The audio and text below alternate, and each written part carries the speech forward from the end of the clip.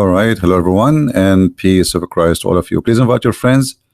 And today, let us have a good time together and answer and refute some Abdul.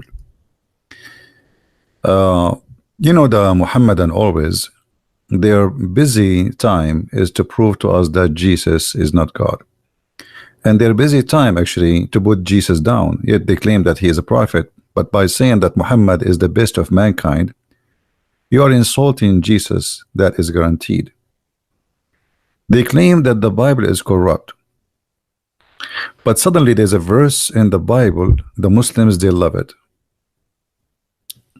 And they believe that this verse is not corrupt. So all the Bible is like corrupt. But this verse for sure, Jesus says that. And that verse supposedly is where Jesus says, no one knows the hour but the Father. So today we are going to discuss about the judgment day and what Jesus said. If we go in the Bible, as an example in Mark 13, and we read, the Muslims only they like a verse from the whole chapter, just one verse. And that verse, Jesus mentioning that the hour, but that day and that hour, no man, no, not the angels which are in heaven, neither the Son, but the Father. So the Muslim, they say, okay, well, Jesus saying that nobody knows the judgment day. So how you say he's God? I can say the same if there is any Muslim he dare to call me right now. I challenge the Muslims to accept the following challenge, that the one who do not know the hour, me and you, we will accept to call him false God. If there is any Muslim there to accept the challenge, because the whole Quran proving that Allah is not God, for he do not know the hour. Not only he do not know the hour, he do not know how the baby is created. He claimed that the woman have a sperm coming from her ribs. The baby is created from sperm who became a congealed blood. The man have a sperm coming from the backbone. Judgment day is near, and the moon split, and there's no moon split, and judgment day did not happen yet 14 years ago. So there's tons of false prophecies. Or what about the Roman? The Roman will be victorious, and then we find that Muhammad, he said this prophecy after it happened. Have you ever heard of a prophet? He prophesied after things happened. So when a Muslim he speak about this, are they willing to take the challenge that the one who do not know the hour, we should not accept him to be God? If there is any Muslim in the chat,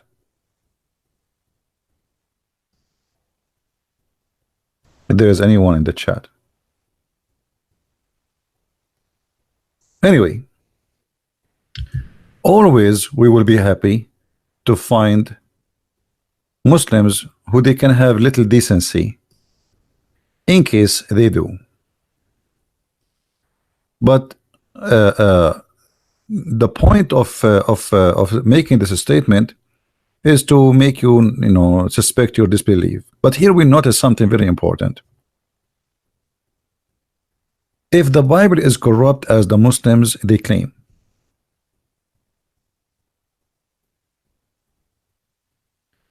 why the Christian did not take this verse off?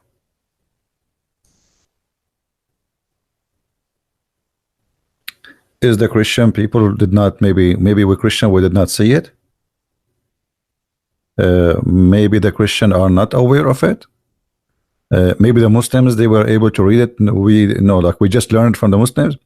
So here we notice that this is additional proof that the Bible never been changed. So how the Christians for centuries they read this verse and the verse in the front of their eyes, and yet they say that Jesus is God.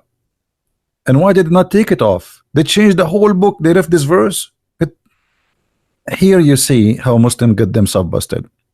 First of all, if you believe that this verse is accurate, that's mean you believe that Jesus, he said that he is the Son. and he have a father, and his father is your God, Muslims. So as long you accept this verse, you have to accept all the verse. Secondly, if Jesus said that nobody knows but the Father, well, Jesus in many places says who is he, but Muslims don't want to read. If we go to John 5, we will find the following.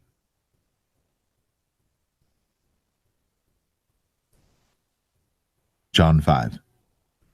After this there was a feast of the Jews, and Jesus went up to Jerusalem. Now there is at Jerusalem by the sheep market a pool, which is called in the Hebrew tongue Bethesda, having 5 porches. In these lay a great multitude of impotent folk, of blind, halt, withered, waiting for the moving of the water. For an angel went down at a certain season into the pool and troubled the water.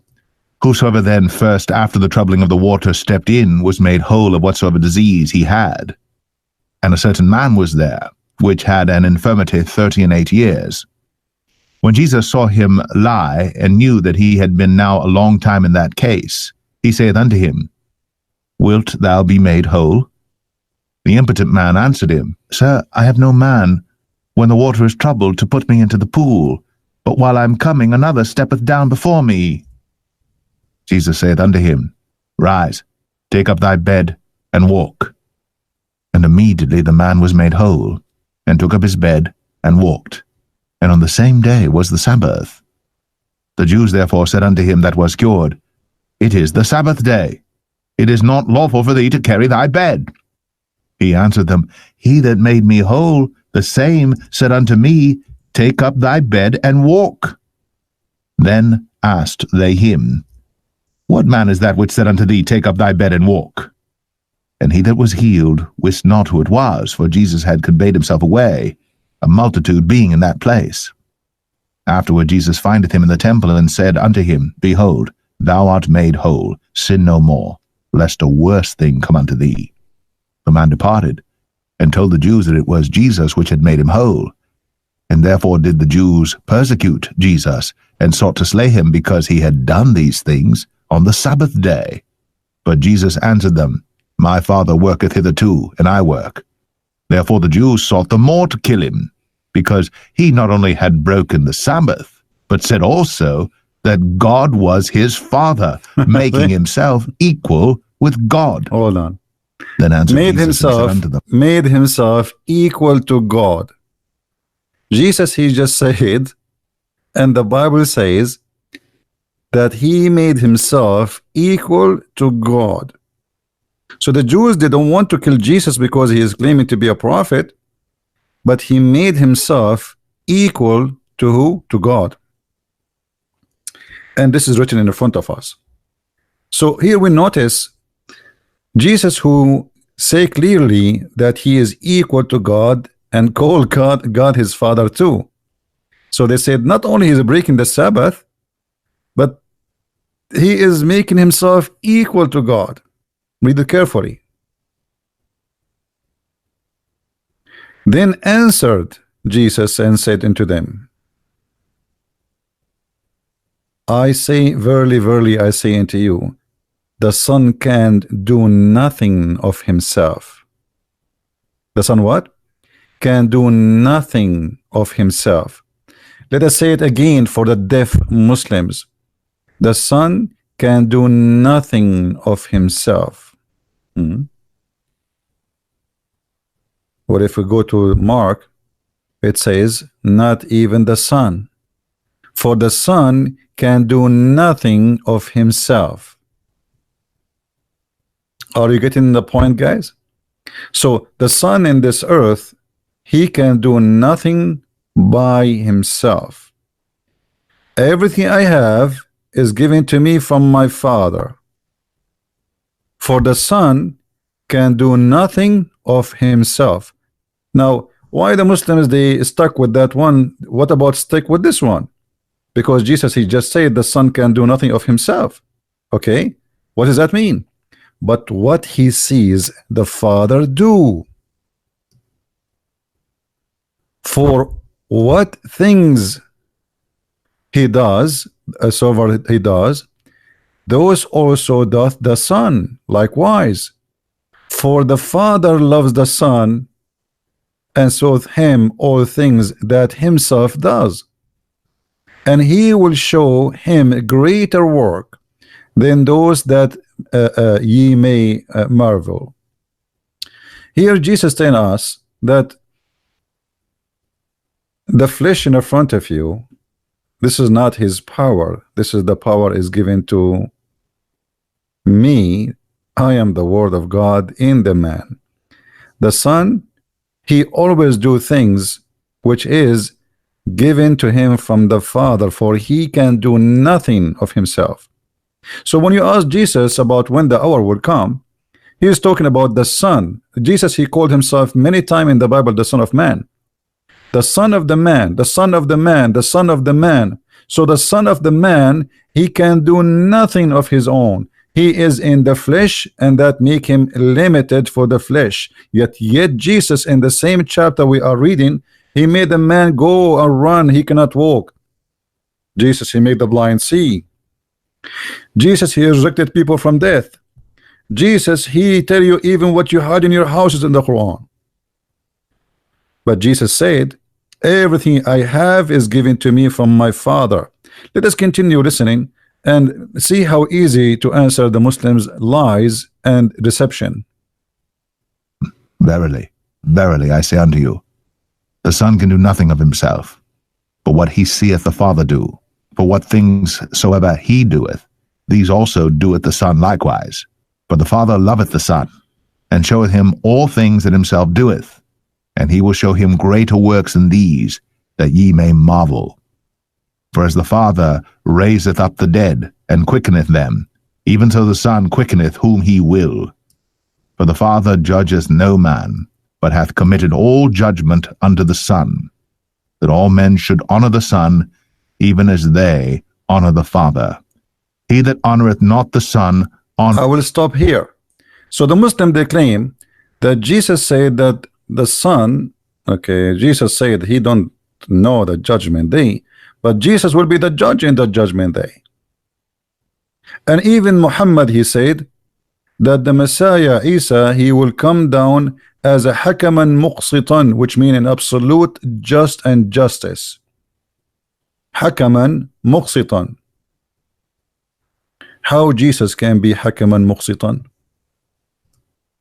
You Muslims, you have tons of contradictions. When you accuse Jesus or you try to make him not being God, your prophet, he got you busted.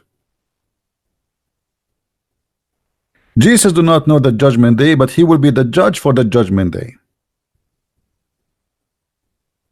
So you have a job and you are going to do, but you do not know when you will do it. Why is that?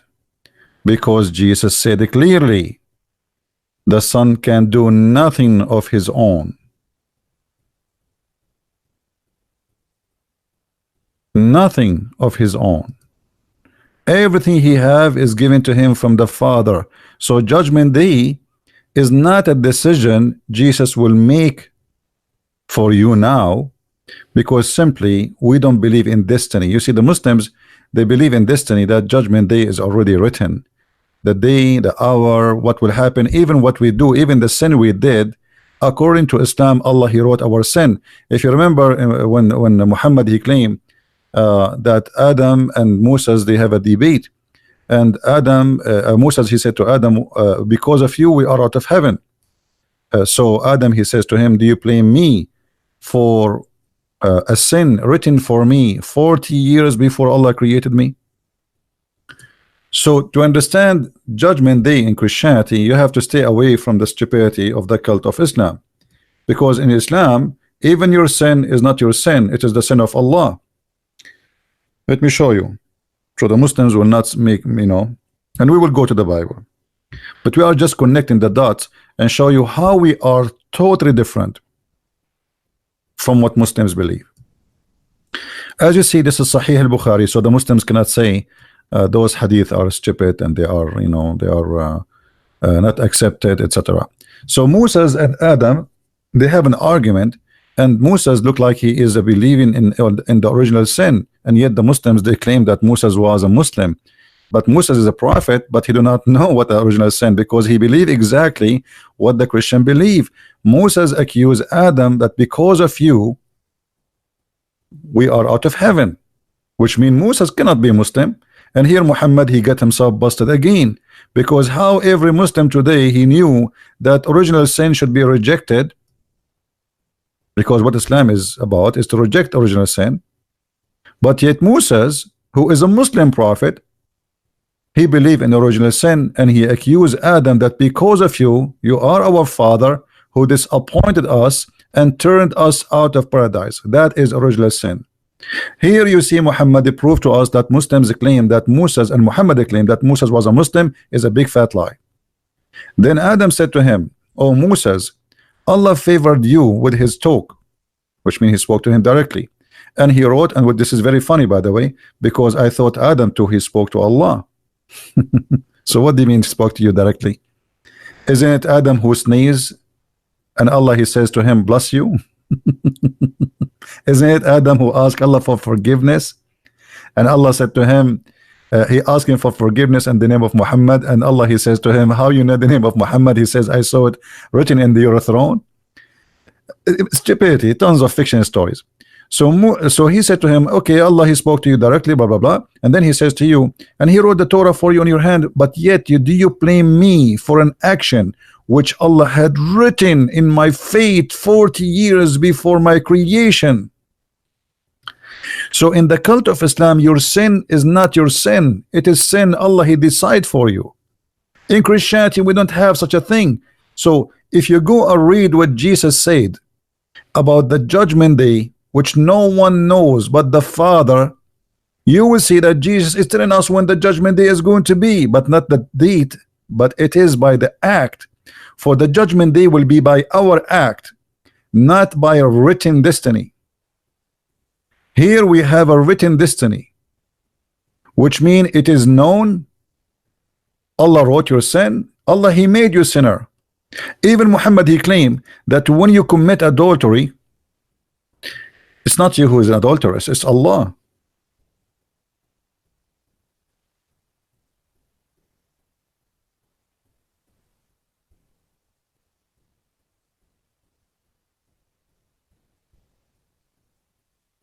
Read carefully. Verily Allah has fixed the very portion of adultery which a man will indulge. Do you believe it?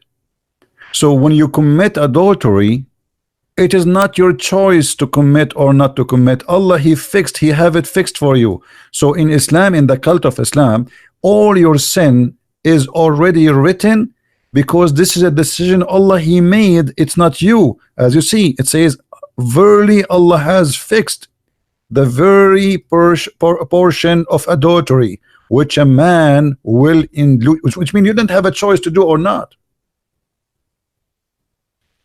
In Christianity, we don't believe in such a garbage, because if you are the one who decides for them how much adultery they will do, then why you want to punish them? It's you who made them commit adultery. The same as the story of Adam. If you are the one who wrote the fate of Adam before you created him, 40 years before he created Adam, so why you kick him out from heaven? It's you who made him commit sin. This is why Islam is a silly cult, stupid cult, literally. In Christianity, we don't have such a stupid teaching. So, you know, actually this will remind me when the Muslims, they speak about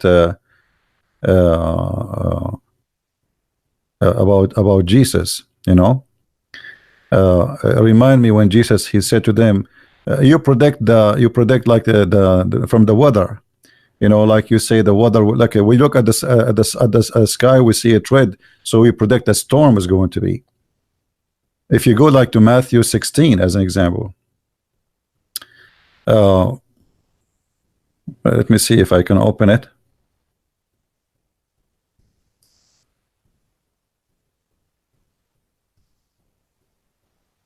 Matthew 16. The Pharisees also with the Sadducees came, and tempting desired him that he would show them a sign from heaven.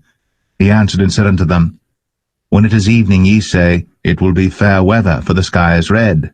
And in the morning, It will be foul weather today, for the sky is red and lowering. O ye hypocrites, ye can discern the face of the sky, but can ye not discern the signs of the times? This is exactly what Jesus is saying to the Muslims. Let us see together how Jesus he informed us about the signs of the time. They are hypocrite. The same verse they say to us that Jesus said that he do not know the hour is the same chapter where Jesus says that he know the hour. So here we ask ourselves, why the Muslims always they quote a verse. When we quote a verse from them from the Quran, it says, oh, you are taking it out of context. Why the Muslims don't admit that they are doing exactly the same? And why they don't admit that you just admitted that Jesus said clearly that he have a father? And why you don't accept the holy chapter? Why you accept only a verse? This is the book. This is not a verse only. So if we go in Matthew, you will see that Jesus saying, and let us play the sound.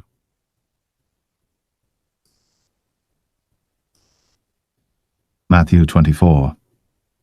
And Jesus went out, and departed from the temple, and his disciples came to him, for to show him the buildings of the temple. And Jesus said unto them, See ye not all these things? Verily I say unto you, there shall not be left here one stone upon another, that shall not be thrown down. Here Jesus telling us about a future which nobody knows. So Jesus did not know the hour, but he knew the temple will be destroyed. How this happened? Let us see. And as he sat upon the Mount of Olives, the disciples came unto him privately, saying, Tell us, when shall these things be? And what shall be the sign of thy coming, and of the end of the world? And Jesus answered and said unto them, Take heed that no man deceive you.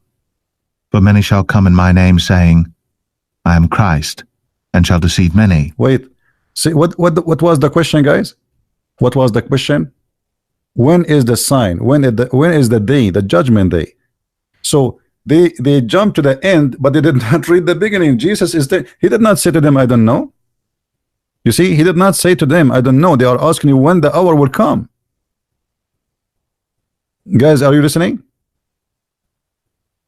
What they are asking him, when the hour will come. He did not say, I don't know. Later we will see that he said that neither the angels, neither the Son. But look, Jesus here is telling them when the hour will happen. Listen carefully. Listen carefully. And ye shall hear of wars, and rumors of wars. See that ye be not troubled, for all these things must come to pass, but the end is not yet. For nation shall rise against nation. But the end is not yet. Don't be scared. The end is not yet. But Jesus do not know. I mean, how Jesus is God? I mean, how Jesus can be God? The temple was destroyed exactly as Jesus said. Many people, they came and they claimed to be Christ, and he said exactly that there's many people after him will come and claim to be Christ, and he is counting for you. Many things will happen, and he did not say I do not know, because the one who do not know the judgment day, he do not know those things too. And now we will understand what Jesus is talking about. Listen carefully. And kingdom against kingdom, and there shall be famines, and pestilences, and earthquakes in divers places. All these are the beginning of sorrows. Then shall they deliver you up to be afflicted, and shall kill you. And ye shall be hated of all nations for my name's sake. And then shall many be offended, and shall betray one another, and shall hate one another. And many false prophets shall rise, and shall deceive many. And because iniquity shall abound, the love of many shall wax cold. But he that shall endure unto the end, the same shall be saved. And this gospel of the kingdom shall be preached in all the world for a witness unto all nations. And then shall the end come. When ye therefore shall see the abomination of... Hold on. See, Jesus is counting for us things one after one after one. Now they just ask him. You see, Muhammad, he claimed that when somebody asks him a question, he don't answer right away. Jibril, he come to him with the answer from God. Jibril, they just ask him, and Jesus, he is answering immediately, saying to them how to know when is going to be the hour, but not when the date. When is going to be the signs of the hour, but not the date, for the date is not written, for the date is not to be known, not for the man, not for a human, not for anyone, for a very simple reason, because he is saying to you, the more sin you commit, the faster the judgment day will come. You see, when Jesus said those things has to come, that's mean we have to do them. And as long we believe that we have a free will, that's mean God is not involved in our free will. When we do the sin, the more sin we do, the faster the day will come. And this is what Jesus is saying. And this is why he said that I will come to you the same as a thief in the middle of the night, which means you shall not be aware and you shall not be told, because this is how it should be. So you will be vigilant and you should be ready for me. And he gave us many examples, as those who they are waiting for the wedding. You know, they have a lamp in their hands, and some they have oil and some they don't have oil. The one who have oil is the one which means he have faith and he have belief, and the one who don't have oil, judgment day is not coming, so it's going to be in a surprise. So this is because of the wisdom of God, not because of the disability of the Messiah. Let us continue. Desolation spoken of by Daniel the prophet stand in the holy place. Whoso readeth, let him understand. Then let them which be in Judea flee into the mountains. Let him which is on the housetop not come down to take anything out of his house, neither let him which is in the field return back to take his clothes.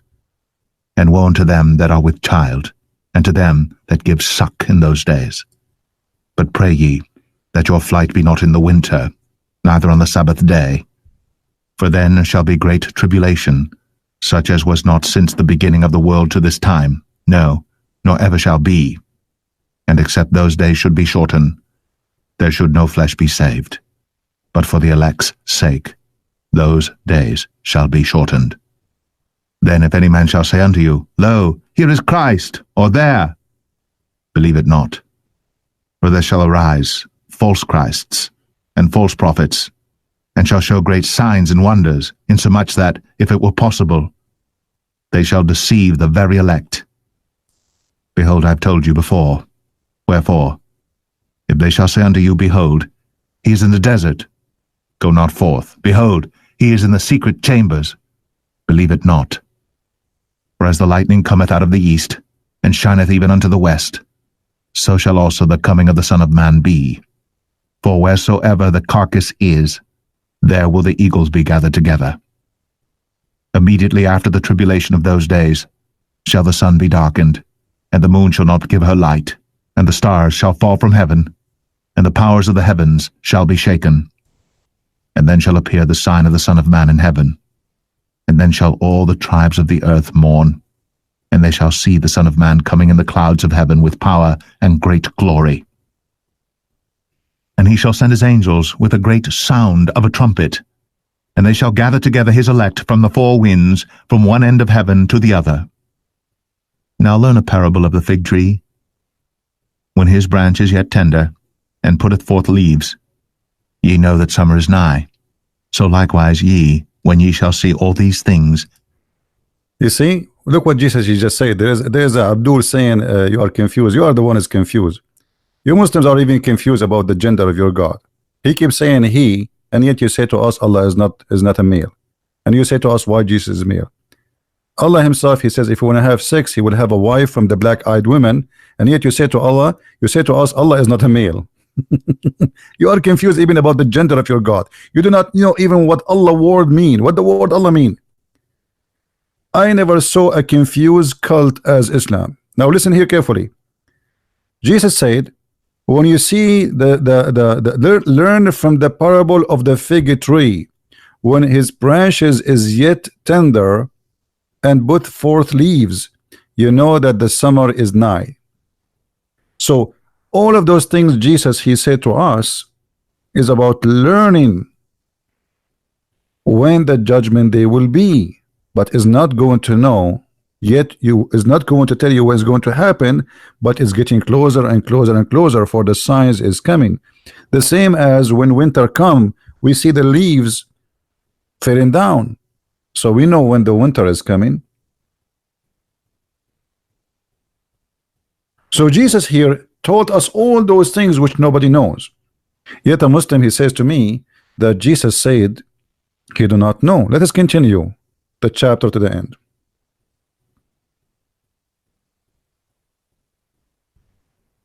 Know that it is near, even at the doors. Verily I say unto you, this generation shall not pass till all these things be fulfilled. Heaven and earth shall pass away, but my word shall not pass away. Now here a But of Muslim, that by the way, day and hour knoweth no man, no, not the angels of heaven, but my Father only. But as the days of Noah were, so shall also the coming of the Son of Man be. For as in the days that were before the flood, they were eating and drinking, marrying, and giving in marriage, until the day that Noah entered into the ark, and knew not until the flood came, and took them all away. So shall also the coming of the Son of Man be. Then shall two be in the field, the one shall be taken, the other left. Two women shall be grinding at the mill, the one shall be taken, and the other left. Watch therefore, for ye know not what hour your Lord doth come. But know this, that if the good man of the house had known in what watch the thief would come, he would have watched, and would not have suffered his house to be broken up. Therefore be ye also ready, for in such an hour as ye think not, the Son of Man cometh. Who then is a faithful and wise servant, whom his Lord hath made ruler over his household to give them meat in due season? Blessed is that servant, whom his Lord, when he cometh, shall find so doing. Verily I say unto you, that he shall make him ruler over all his goods. And if that evil servant shall say in his heart, My Lord delayeth his coming, and shall begin to smite his fellow servants, and to eat and drink with the drunken, the Lord of that servant shall come in a day when he looketh not for him, and in an hour that he is not aware of, and shall cut him asunder, and appoint him his portion with the hypocrites. There shall be weeping and gnashing of teeth. I mean, so look here what happened. Jesus told us, actually the same chapter the Muslims, they are trying to convince us, it's a clear evidence that Jesus is not God, is the same chapter convincing that Jesus is God. He is the one who will come, he is the one who will judge. He knew what will happen, he knew is going to happen. And now the Muslims saying, okay, how Jesus saying that nobody knows? Neither man, neither human, neither the angels, neither the Son, but the Father. Well, Jesus said clearly, everything I have is given to me from my Father. And Jesus, when he is saying that neither the Son, he's talking about himself, the Son of a man. Read how many times Jesus saying the word Son of a man. Son of a man. But Jesus is a son of no man.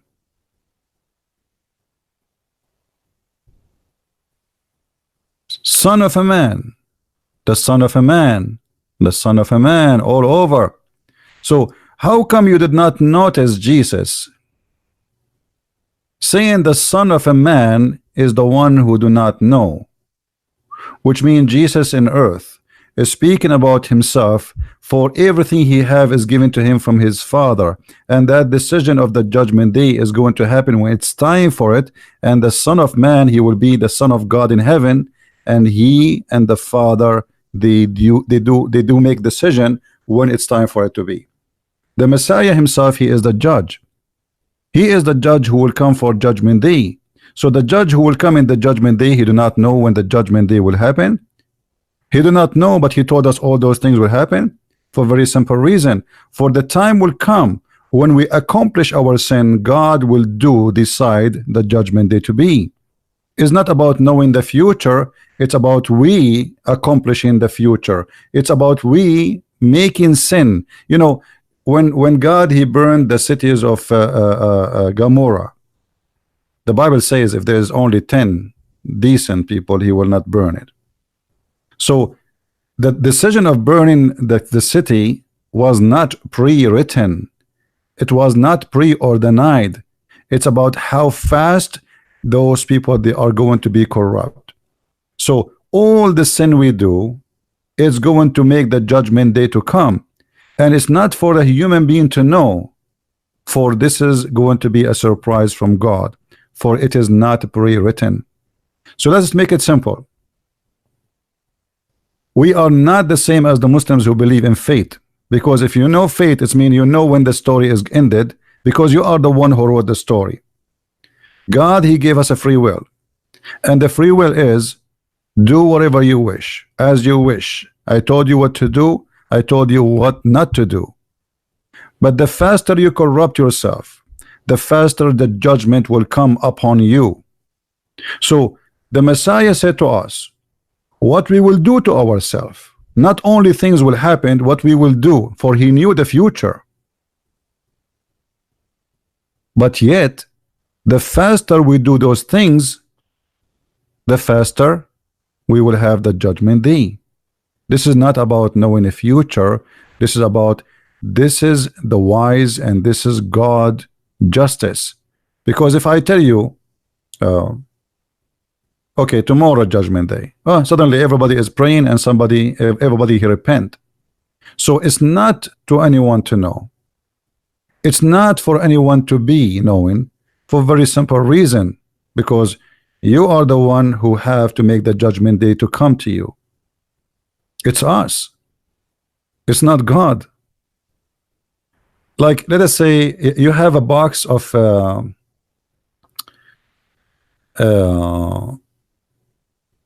apples, and you know, when you are going to throw this box, why you are going to throw it if the apples are still good? You will not, correct? So one bad apple will make the rest of the apples bad, maybe. But God he gave us an option not to be like those apples, to fight corruptions. So God will not throw that box in fire unless we corrupt ourselves. Then we are not worthy to be kept. Are we following, guys? Do you understand what I'm trying to say to you? So Jesus, he knew the time, he told us all those signs, and yet the Muslims, they say, okay, Jesus, he do not know. But isn't it Jesus, he said in Mark, in Matthew, in John, everywhere, that everything I have is given to me from my Father? So at the end of the day, it is the Father. You see, there is a tradition. The Jews, they have many traditions. At the end of the day, the tradition is the Father is the one in charge of everything. There's children's, there's family, there is but the Father is the one. The reason Jesus he called the Father Father, for what reason? Did you ask yourself? Guys, do you understand what I'm saying? Why Jesus he called him Father? Why the Muslim don't ask the question for why he called him Father? What about calling him cousin? What about calling him uncle? What about calling him anything? He called him Father. For the Father is the Godhead. He is the one in charge, and the Messiah, he is a divine. Yes, he is the Word of God, which means he is divine, he is God, but still the Father is the one who is the Father. The Father is not the Son, and the Son is not the Father. And the Muslims are very confused and very silly. This is what the Trinity is. The Trinity, we do not believe. When we say God is one, it does not mean that still that Jesus is a person, and God the Father is a person, and the Holy Spirit is a person. So you Muslims are very confused because you are very silly.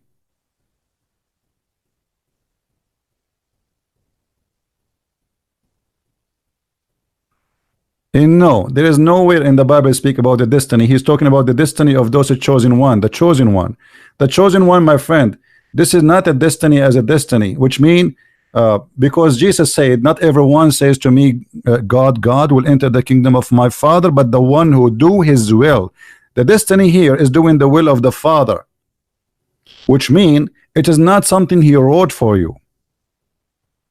Do you understand? Do you understand what I'm saying? So when Jesus says, not everyone says to me, God, okay, say God as much as you want. Still, you will not go to my heaven unless you do his will. But here, he is not forcing you to do his will. He is saying to you, unless you do it. So this is, here is a destiny, which means you choose what God he wanted for you. God, he says, okay, you want to go to heaven? This is my destiny. You do this, you go to heaven. Those are the chosen one. They are chosen even before they are born. What does that mean? That because God knew what you will do, but he is not forcing you to do. That is total different destiny from the cult of Islam. Are you getting the point? Do we understand, guys?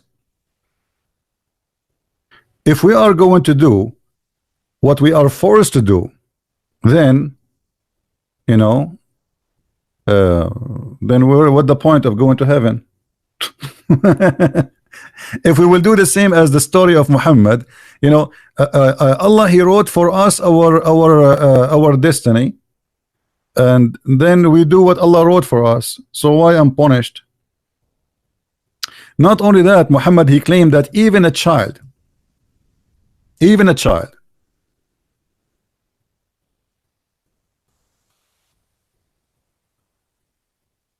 I don't know what Jonathan you are trying to say.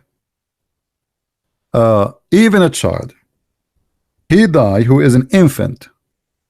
Muhammad he claimed that there's no guarantee that he will go to heaven or not. Why? Because Allah he wrote in the destiny of this baby before he was created. A child he died and he is from a Muslim family. Aisha she said he is going to be a bird from the bird of paradise. Muhammad he says bear adventure, Aisha, it might be the otherwise, which mean he might go to hell. Why? Because Allah created the dwellers of the paradise and the dwellers of hell before he decided who they will be before he created them. Do you see it? Do you see it, guys?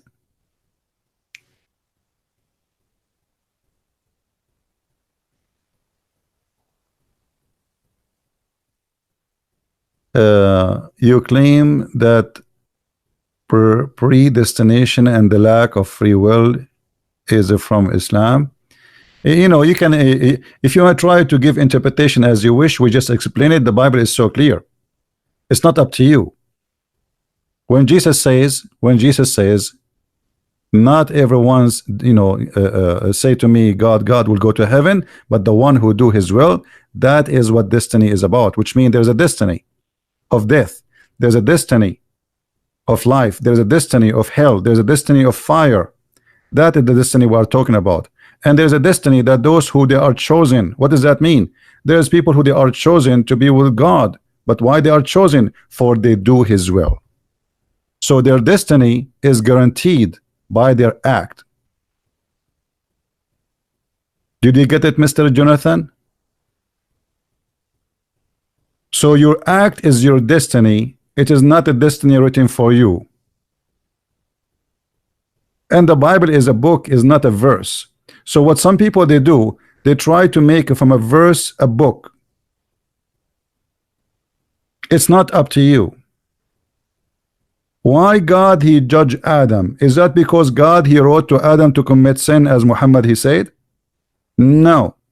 God he don't want Adam to commit sin. This is why even the Bible says that God is sad for them. He's sorry for them. So stop fooling yourself. Same time, why a child he will go to hell? Why a child will go to hell? Because Muhammad he claimed that God he created people of hell while or heaven while they are they are even not even a sperm in the backbone of their parents, their father. Do you see it? So Muhammad, he claimed that your destiny is written and your career of deeds is written. It is not something you can change. It is not your act. You are just an infant. Here we go. We have an infant. He did not commit sin. Even Aisha, she said, he neither commit sin or reach even the age of sin. Do you see it, guys? Now, we answered you about the Messiah. What about we look at Muhammad and his God? Do Allah know the judgment day?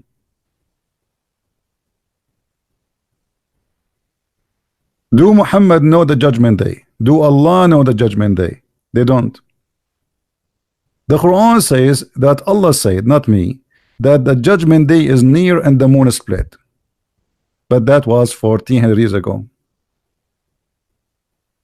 And neither the moon split and neither the judgment day did come.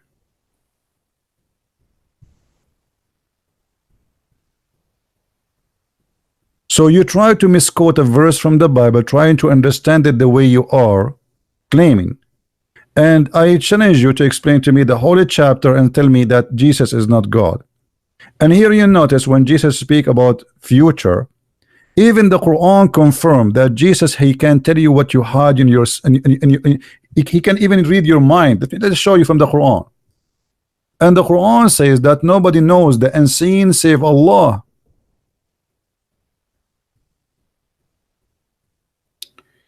Read carefully.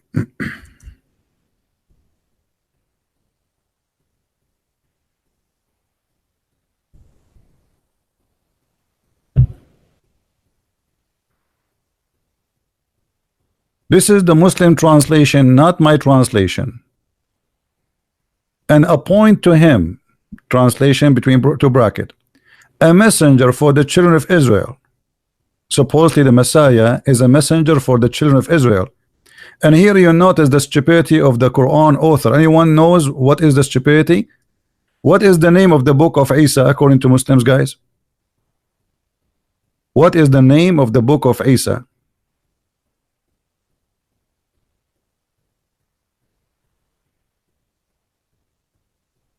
Injil. So how Isa was sent to Israel, but his book name is in Greek?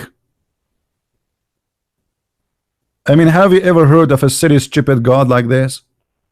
So Isa, he is a Hebrew, speak Hebrew, but his book name is Injil. So imagine I wrote my book in English, but the name is in Arabic.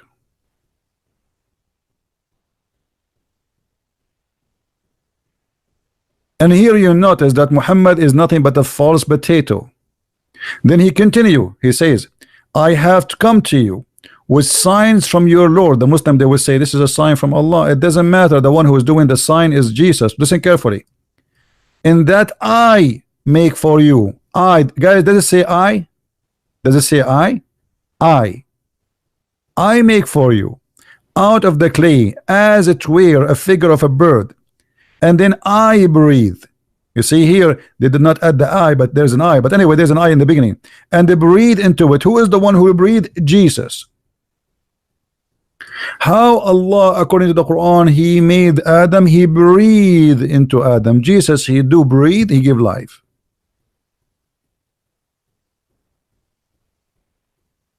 And it become a bird. Then the Muslim, they say to you, by the will of Allah, will prove it. Secondly, by the will of Allah or not, that will not change the fact that the one who breathed is Jesus. The one who gave life is Jesus. That makes Jesus a creator. Then I heal. It's not Allah heal. I heal those who born blind. I heal the leper. I quicken the dead. And then they say to you, by Allah leave. It doesn't matter what by Allah leave. Prove it. I can claim now that Jesus, he did this by my leave. Talk is cheap. I declare to you, and look here, I declare to you what you ate and what you store in your houses. How Jesus can declare to you that? Muhammad, he said in the Quran that he knew nothing of the future. If he knew of it, he will take the benefit of it. So how come Jesus, he knew the future when Allah only the one who know the future? Why Allah did not give Muhammad the future? And how Muhammad do not know the future, but yet he speak to us about what? The judgment day. Let us show you Muhammad making poo-poo, explaining the judgment day. Muhammad, he claimed that there is signs of the judgment day, claiming that Allah is the one who told him those signs. One of the signs of the judgment day, that the Roman, they will be the major population of mankind. Do you see it? Now, how you are questioning Jesus, but you are not questioning the stupidity and the false prophecy of Allah, because the one who made this false prophecy is not Muhammad, supposedly it is Allah. Muhammad is telling you what Allah told him.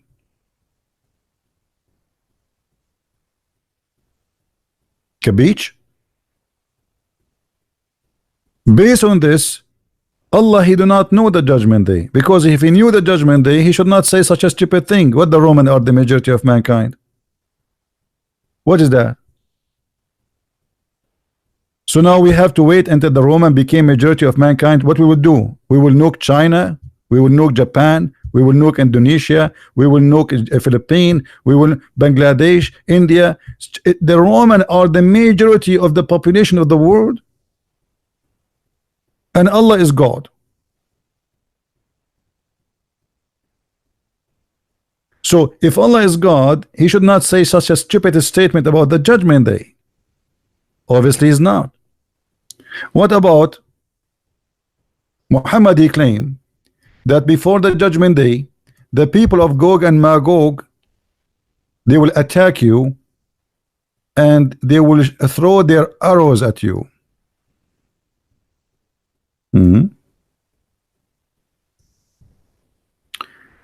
And then when Gog and Magog throw their arrows, the Muslims, they will light their fire from their arrows for 7 years.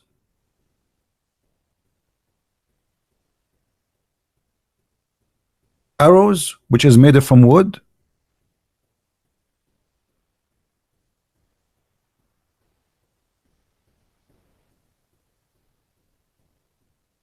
In the judgment day, so now in the judgment day we will use arrows.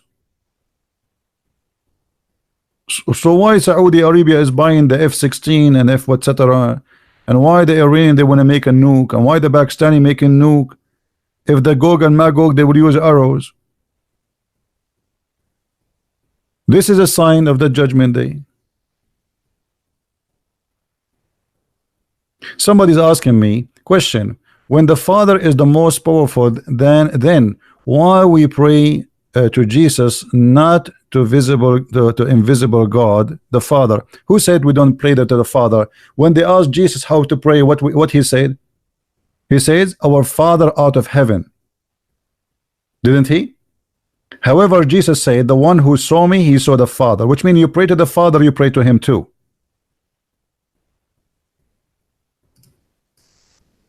Got it? The one who saw me, he saw the Father, for Jesus is the visible image of the invisible God. Jesus says, my Father is greater than me. Why? Because Jesus is coming to us in the flesh of a man. That's why he keeps calling himself the Son of a Man, the Son of a Man, the Son of a Man. So Jesus says to you, pray and say the following: our Father out of heaven. So we go back. Do Allah knew the signs of the judgment day? Muhammad, he claimed that the Roman will be victorious in a few years, and then the Roman, they were not victorious in a few years. And then we discover that Muhammad, he made this verse. The Muslims, they make a big fuss about it after the Roman been victorious, not before.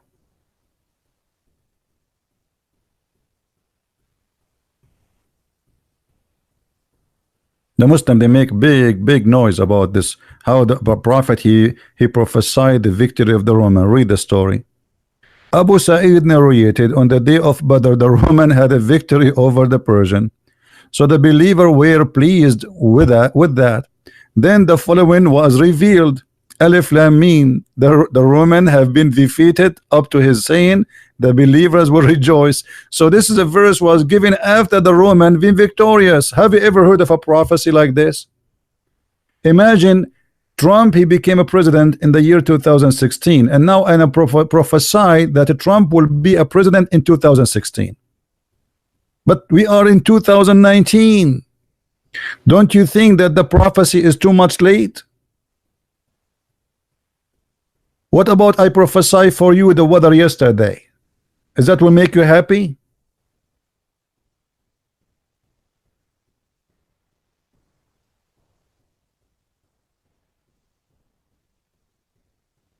So when the Muslim they talk about Jesus, all the point of the Muslims is trying to downgrade Jesus for you. Jesus is no one for them. They claim that they love Jesus, but in fact they love to insult Jesus. If you believe in what's written in Mark 13, then be honest, says I believe in the holy chapter of Mark 13, where Jesus says, I will come, the Son of the Man will come with the glory of his angels. His angels. He will be in the cloud, and he will be the judge. And by the way, even Muhammad, he said that the judgment day will not come until the Messiah will come, and he will be hakaman muqsitan. What does that mean? Absolute judge of justice. So Muhammad confirmed that the Messiah is the judge. Do you see it?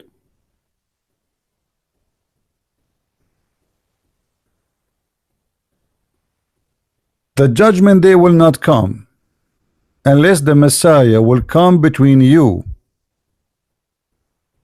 and he will be judging an absolute justice. This is about the Messiah. Question: who is judge of justice save God? Nobody can be judge of justice. No man, no human. For in order to know, in order to judge, you have to be perfect. Perfect in knowledge, perfect in balance, and perfect of the unseen. People cannot lie to you. They cannot hide the truth. They cannot tell something and do something else. You know what they are hiding. So how Jesus is just a man?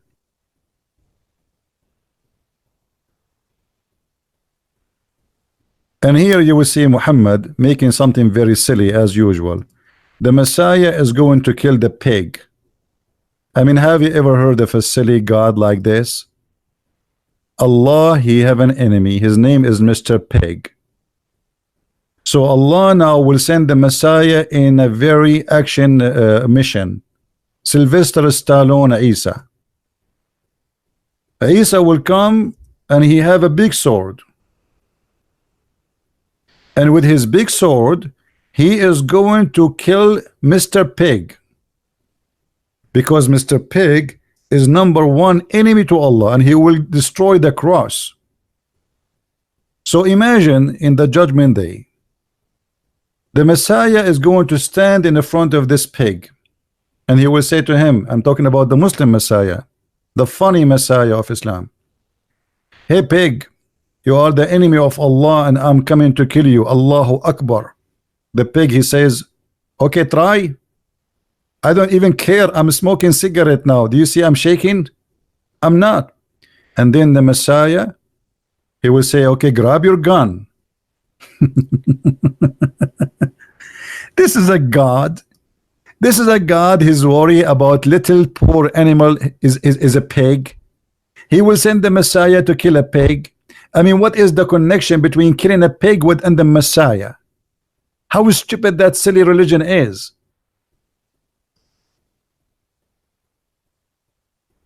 A pig. I mean, at least make it an elephant.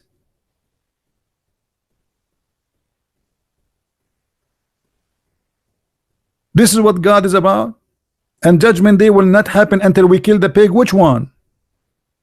What this pig he did? Any Muslim can tell us what the crime this pig he did? Did he eat the cheese of Allah? What is that?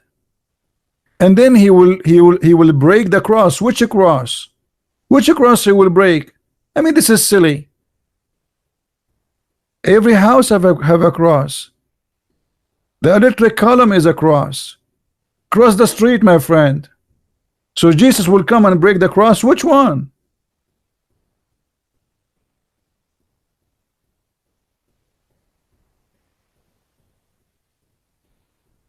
So do your God know the judgment day? A God who know the judgment day, he claimed that the man is coming from a sperm and then he turned into be a blood. If you do not know how the human who is made here in earth, we are not talking about a creature who live in the 7-11 galaxy. We are talking about a human who live in earth. Yet Allah, he could not figure out how this human is created.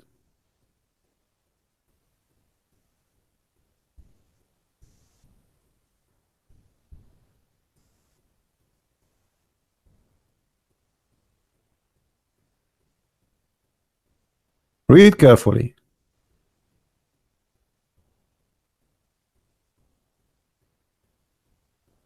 This is God.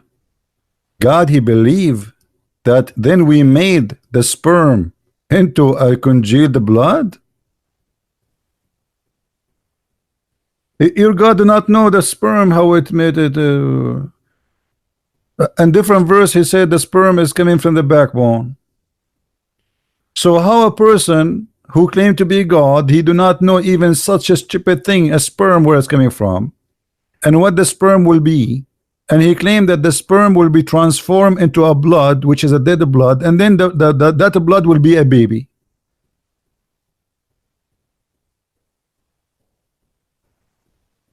Your God, he teach that the sun sit in the murky water. And just yesterday we have a Mohammedan who says, yes, this is true. The sun set in the murky water is proven to be scientifically accurate.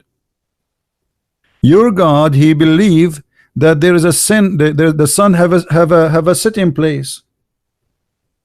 What is that? I want to go. I want to go and take a selfie. Your God, he believe that the sun have a resting place. And here the Muslim, they try to explain this and they say, no, Allah is not saying that the sun sit in the murky water. No. He's saying to you that the guy who went there, he thought, yeah, right, where it says that? It says, Allah is talking, not the guy. He says, until when he reached the sitting place of the sun, like this translation, it says sitting, it says the sitting place of the sun. He found it set, he found it. When Allah, he says, he found it, is he reporting a find? I mean, do you speak English? Do you speak Arabic? It says in Arabic, وَجَدَهَا تَغْرِبُ فِي عَيْنٍ حَمِئَةٍ. وَجَدَهَا. He found it. He did not say he thought, he said he found it. And when you say you went home, he went home and he found his car is burned or stolen, I am not saying he thought, because the word for thought is different. I should not say he found it. Do we agree, guys? When I say he found it, it's mean I'm reporting what he found,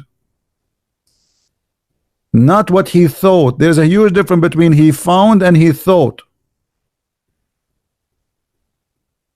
So he found it, and then the Muslim, they try to argue. So what we do, we go and we get Muhammad, the prophet of the Abdul, get them busted, because the prophet of the Abdul, he cannot keep his mouth shut, and the more he talk, the more he get the Abdul busted. Look what Muhammad he said. Abu Dharr, he said, the companion of the Prophet, he said, I was sitting behind Allah Messenger, SAWS. This is like a new Mercedes Benz.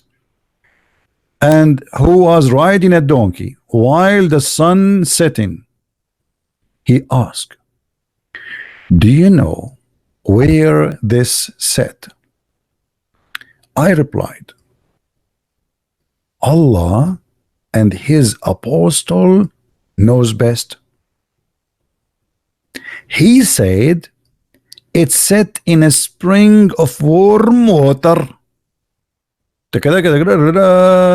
So you are saying to me that Jesus do not know the judgment day after all what he told you, and you are not worried about your prophet teaching you, claiming that Allah told him. Look, the guy, he did not say the prophet, he is guessing. He said Allah and his prophet, he know better, he knows best. Not only better, he knows best. So Muhammad, he associate his knowledge with the knowledge of Allah. He did not say, oh, don't involve Allah, I'm guessing. No. He agree, Allah and his apostle knows best. So this is the knowledge of Allah. The sun set in the murky water. And the Muslims, in order to get away from this, they say to you, this hadith is da'if. It is not. It is not. And it's confirming the Quran. So Allah do not know the judgment day.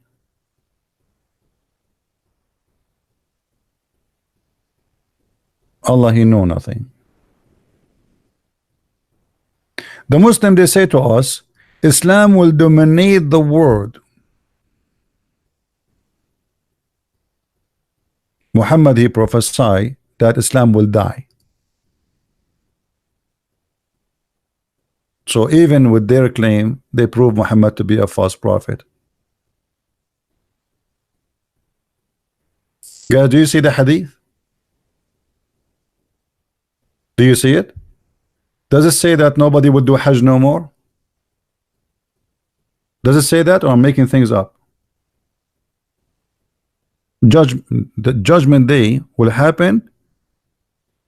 Gog and Magog, by the way, shall we talk about Gog and Magog? We mentioned it. Gog and Magog, they are creatures. Some Muslims, they think they are human, but obviously they are not, because the description is very funny. Their right ear is very big and they sleep inside it like a tent. I wish like I have an ear like this. So Muhammad, he claimed that in the same chapter 18, where Alexander the Great, he found where the sun set in the murky water, he continued walking, and then he found a people who they are complaining from very evil creatures. They are called Gog and Magog, and they ask him to build a dam. And that dam, every day now they are digging in it, but when they finish every night before they go to sleep, Allah, he fix it. And then one day when they finish digging before they go to sleep, their leader will say, Inshallah, tomorrow we will come back and we will finish it. And this is the time where Allah will stop fixing the hole which they made from the day previously, so they will be able to go through. So Muhammad saying that the hour will not come where Gog and Magog will come and tell people they abandon the Kaaba. Nobody do Hajj. Do you see it? So why you keep saying that the Muslims, they will be the majority of mankind? Why you say Islam will be the biggest religion when Muhammad saying Islam will be the lowest religion, to the point nobody go to Hajj? And by the way, where we can find Gog and Magog? I want to talk to them.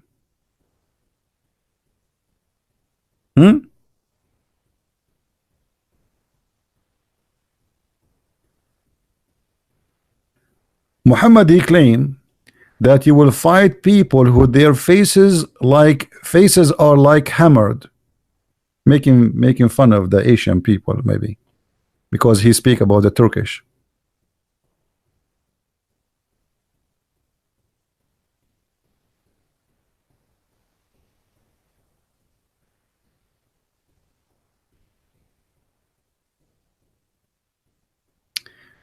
Jesus say Izrat Hashim.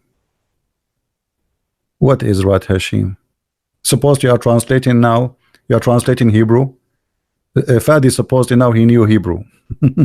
What about you quote for me Elijah, which means God with us according to Mimi Hijab? You know, when we speak about the will of God, if God will, that's mean we are people of humble and we don't oppose God. But God, he gave us a free will to do things in our life. When I say God is willing, I will come tomorrow and I will talk to you, because my life is not mine. It's going to be taken from me one day.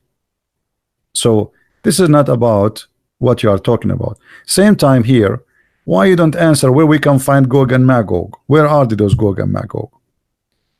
You're a prophet, he said that Gog and Magog, they are one, each one of us is equal to 1,000 of them. Oh, sorry, which mean, I mean, yeah, as number, yeah, one of us, like from every one of us, there will be 999 from them. So how that can be? Right? You are not from Israel. You are from Hamas, maybe.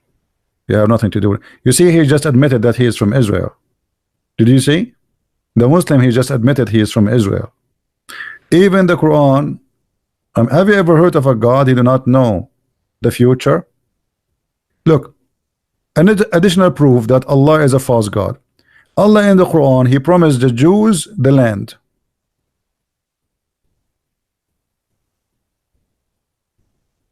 Question: why Allah he promised it to the Jews, not to Hamas? Why he never mentioned the word Palestinians? Not only that, Allah he ordered them to kill those people who live there. Do you see it?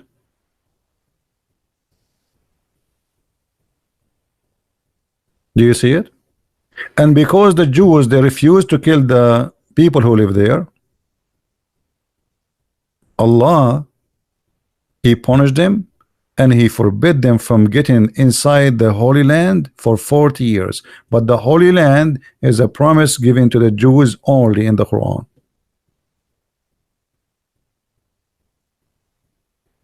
If Allah knew the future, then why he promised the Jews to go there? Why Allah he sent the Jews there? If he knew that this will be for the Muslims. Is that correct, guys? Why the war right now happening there because of Allah? Allah is messed up. Allah he sent the Jews there. He told them this is the land is given to you, assigned into you. Take it and even kill whoever live there. The Quran saying that. Do Allah, is he aware?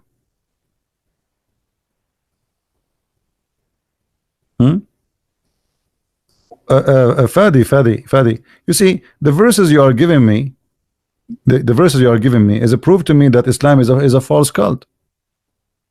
Are you willing to call me Fadi so we can love together?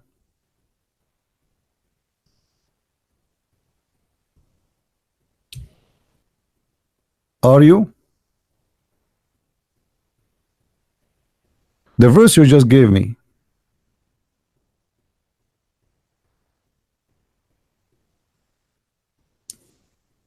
are you willing to call so we can laugh? The same chapter you gave me. Are you willing to call? I will open sky for you. Do you dare?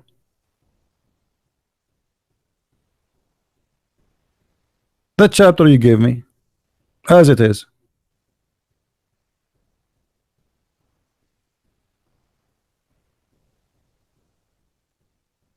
Is the Hebrew Bible is the same as the Old Testament? The Old Testament is written in many languages, not only in Hebrew. You are willing to listen? No, I'm willing to I'm willing to get you busted. My friend, just to show you, here it says that وَقَضَيْنَا إِلَى بَنِي إِسْرَائِيلَ.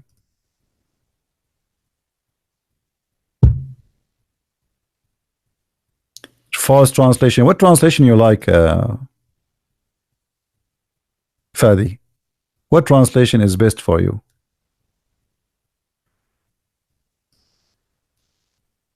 Read carefully, guys. You see when you change the translator, how everything changed. Look at the stupidity of this cult. And we decreed for the children of Israel in the scripture. What scriptures? That indeed you would do mischief on the earth twice, and you will become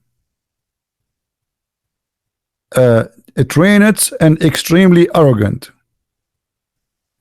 Guys, does it say there, and we decreed? Does it say, and we decreed? Anyone notice here something stupid? So, if the Jews are bad according to Islam, but Allah is the one who decreed that they will be bad, who is the stupid here?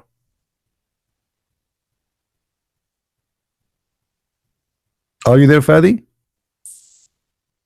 This is what you gave me. Imagine I decreed that you will be bad, and then I will punish you for I decreed that you will be bad. And by the way, the Jews will be decreed twice. Decreed only twice. But the Jews, they did a lot of wrong things according to the Bible itself, not only the Quran. What twice? Only twice? What this God is talking about? When was the first time and when was the second time? Yeah, I know you believe in destiny, but your destiny is stupid, because if Allah made you bad, why He want to punish you for He made you bad? You see how stupid your cult is? If Allah made, imagine Allah created your chicken, and then He will punish you for making you because you are a chicken.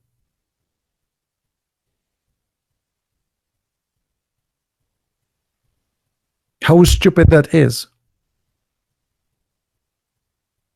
He decreed that every human being will do a portion of sin, and He wrote that for him as a decreed, and then He will punish you for what He decreed for you. The same as we saw between the debate between Adam and Moses. Adam, he says to Moses, do you blame me for what Allah decreed for me to do 40 years before He created me? Stupid cult.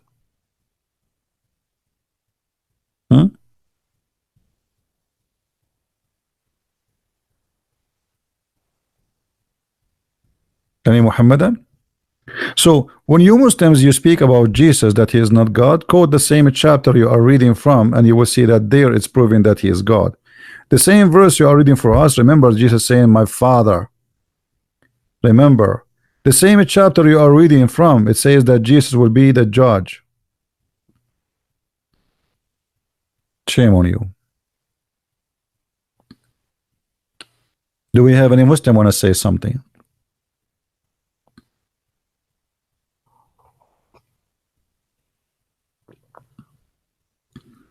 The Muslim, they say that Allah, He called Himself we because He is majestic, but this is stupid, because you know, if you are copying we because you like it, because that make you majestic, that's mean you are a silly person. Correct, guys? If a language will make you majestic, that's mean this is a language thing. Are you majestic for real or just a language? Because I can say me, we too. However, the Quran is a silly book, and Allah, if He like to say we, why He say He? If we is better, why He say it is He? Right? That verse confirmed that the Jews and the Christians say that Israeli are chosen people. This is an example of false claim. Okay, guys, just to show you how silly Muslims are. That verse claim that the Christians and the Jews, they claim that the Jews are chosen people.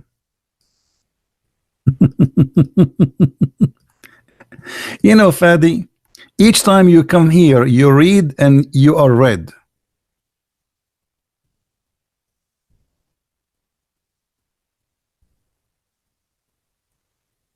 The Jews, they claim that they are chosen people. Isn't it your God? Let me get you busted. Chapter 2, verse number 47. And you are the one who said that this is false. All those verses in front of us saying that Israel is a chosen people.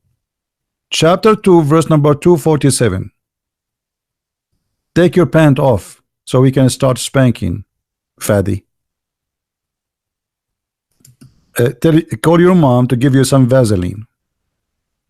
O children of Israel, remember my favor which I bestowed upon you, and I preferred you from all mankind and even genie.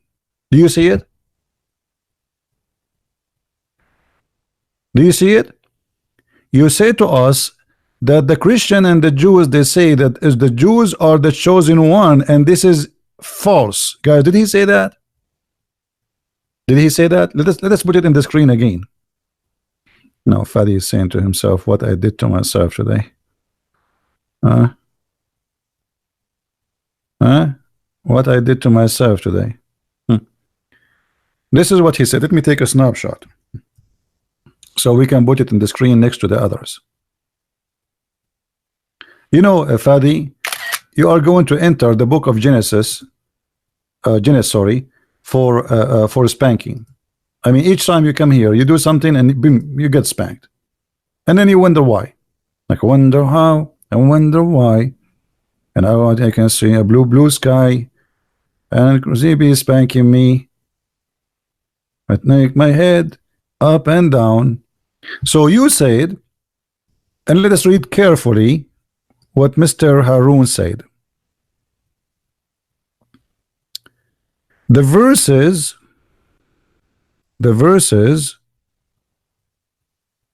confirm that the Jews and the Christians say that Israelites are chosen people.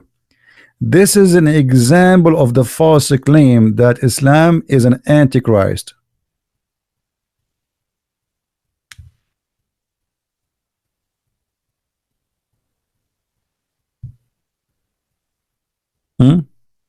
This is a great example that Islam, false claim that Islam is antichrist. Just to show you how silly you are.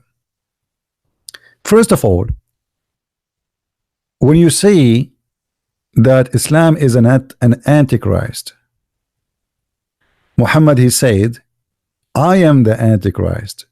Which one we will believe? Isn't Muhammad, he said, I am the eraser who will erase Christianity?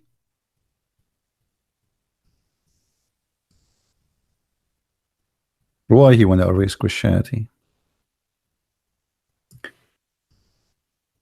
And the son and the silly, look how he contradict himself. Once he say he is the eraser, and once he say the Roman, there will be the majority of mankind in the judgment day.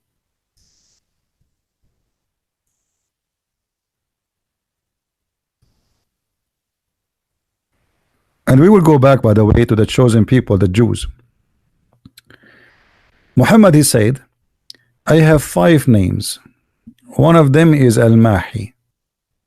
Okay, what Muhammad is going to erase? Is that a Christianity?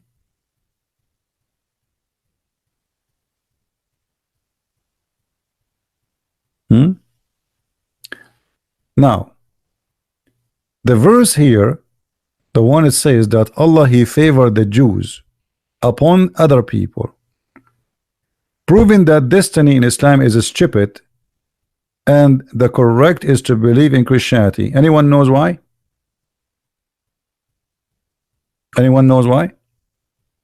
Because if Allah, he choose the wrong one to be his favorite, that means Allah, he do not know the future. Correct? If I choose you and I favor you upon all mankind, and you are not a good person, isn't it clear that what Muhammad said, that Allah, he knew, Allah, he decree, Allah, he made destiny? Didn't we just showed you a verse before that it says that Allah he decree that the Jews they will be bad twice? He decree. Okay, so why you choose the one who decree they will be bad? So you choose them, you favor them, but you decree for them they will be bad. Who's the stupid here? Guys, are you following? Allah he decreed to the Jews that I mean this cult is really crazy. How you decreed that the Jews will be bad people? Huh? Read it. You decreed that they will be bad, and then you say to me that you favor the bad. Who is the silly here? I decreed that the Jews will be bad, and this is my decree, and then I favor the bad to be the favorite of mankind and even genie. What is that?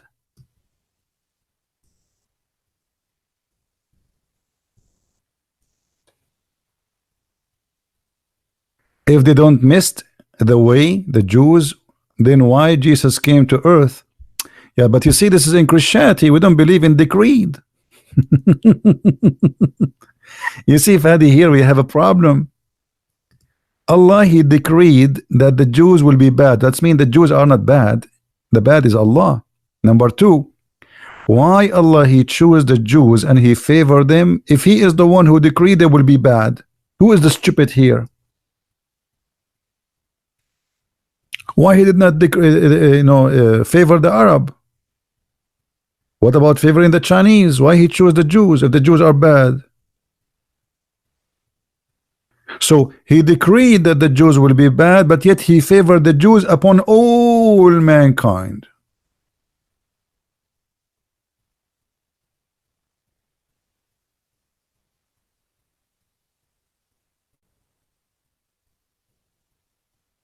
Are you there, Fadi? Are you searching Google?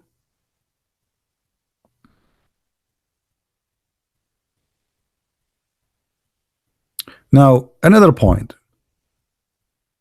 Allah, because he's a smart God, look what he did.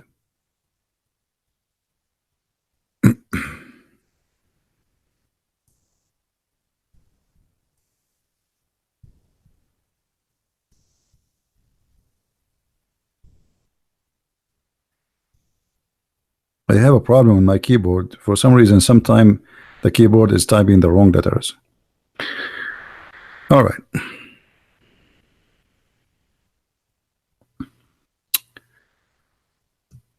Oh boy.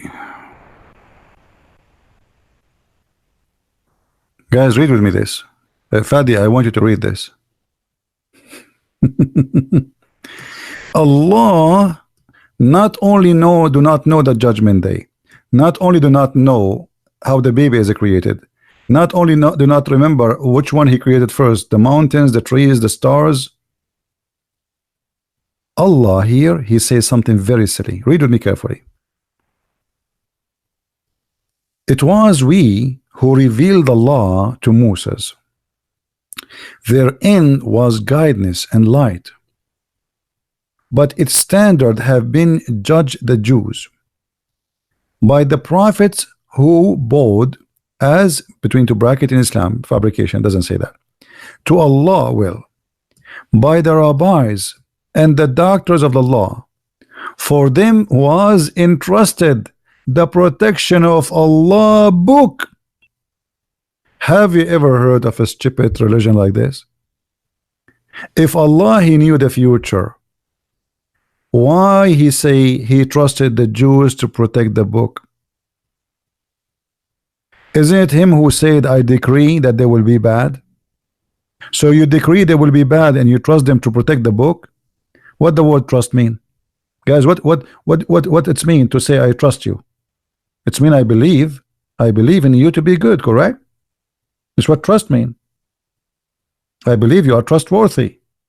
So if I trust somebody and later I discover that he is not trustworthy, that's mean I made a wrong decision. That's mean I do not know the future. So why Allah here using the trust?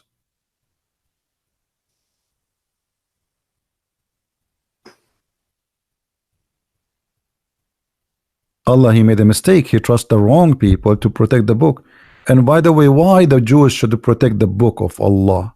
Have you ever heard that Allah is God and Jews who die? I mean, we are human. We are human. What about he protect the book? So did Allah made the wrong trust? Obviously, this is what it says. And to make it more stupid, it says that Allah is the one who decreed that the Jews are bad. So you made them bad and you trust them to protect the good? How silly are you? It's like, guys, I'm going to hire some ants to protect my sugar. He ants. Remember, Suleiman, he speak to the ants. So Suleiman now he understand the ants. Brother and sister, Prophet Suleiman, he said, I am going to add the ant to protect my sugar. So he took a bunch of ants and he put them in the kitchen. And he told them, I wanted to water over my sugar. And then Brother Suleiman, he came back and he found there's no sugar. Because at the end of the day, they are ants. And the ant, they like sugar. So he protected the ants. He entrusted the ants to protect the sugar. And then he did not find the sugar is gone. I mean, how silly is that?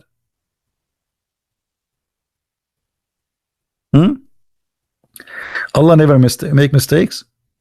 We think this way that he made.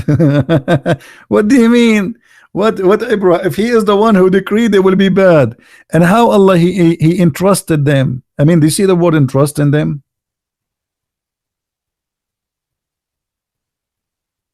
What is that?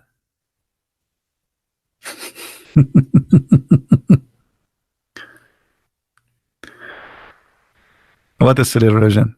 So look, this God, he know nothing. The Quran is full of errors and mistake, history error. Mary is the sister of Aaron. Nice to meet you, Isa. Isa is the nephew of Moses, according to Muhammad. Mary and Moses and Aaron, they have the same father. And where Muhammad he got this from? Because he's an idiot. He got it from the Old Testament. But the Old Testament is not talking about Maryam, the mother of Jesus, talking about Maryam, the sister of Moses. So Muhammad, he learned from the Jews that the Old Testament says that Maryam, there's a woman, her name is Maryam, she is the sister of Aaron and she is the sister of Moses. So Muhammad, he put it and said, okay, Maryam must be the sister of Aaron. Nice to meet you.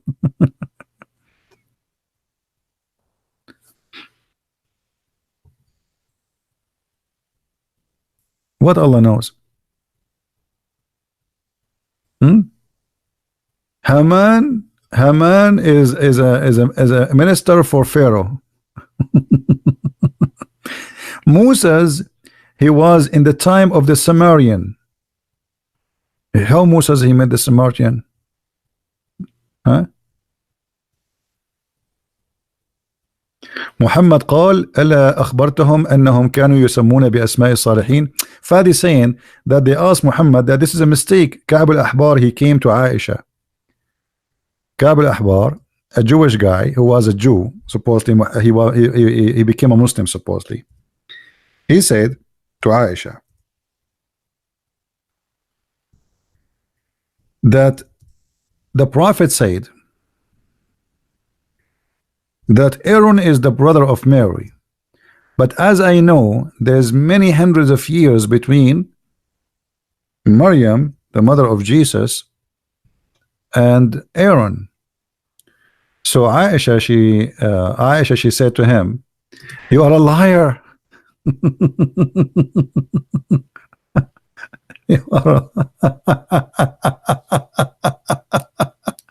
You are a liar. Let us find the hadith. Let us see if we can find it in English.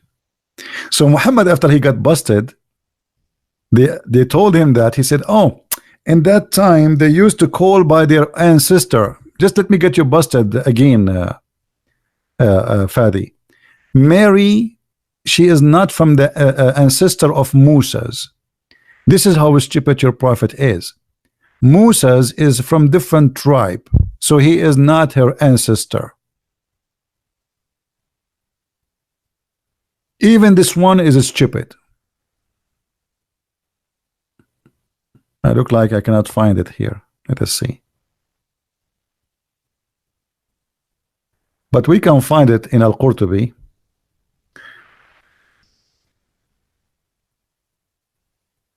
So when you gave me this answer saying that Mary, she was called by her ancestor, but Mary, she is not from the ancestor of Moses, that is additional proof that Muhammad is a false prophet.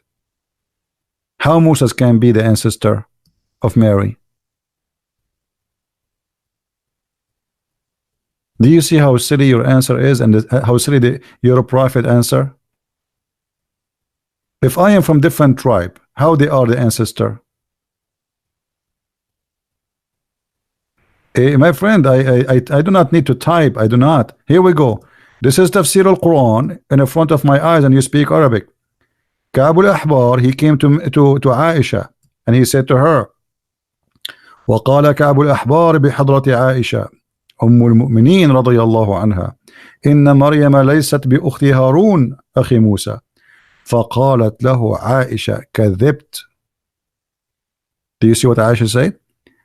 When he said to her, as I know, Maryam is not the sister of Aaron, Aisha, she said, you are a liar.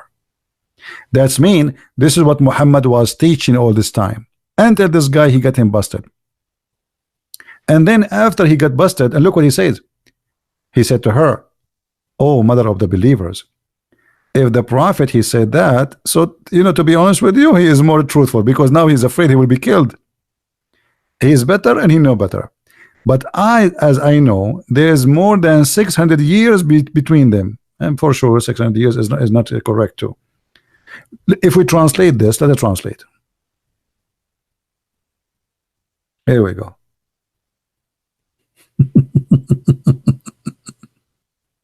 And by the way, Muhammad, he claimed that when Aaron, the brother of Moses, he died, there's people, they came in his funerals.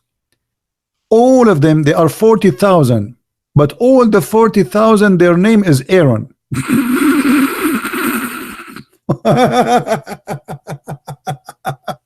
Brothers, when Christian Prince, he died, brother, 40,000 people, brother, they went in his funeral. And all the 40,000, brother, their name is the Christian Prince.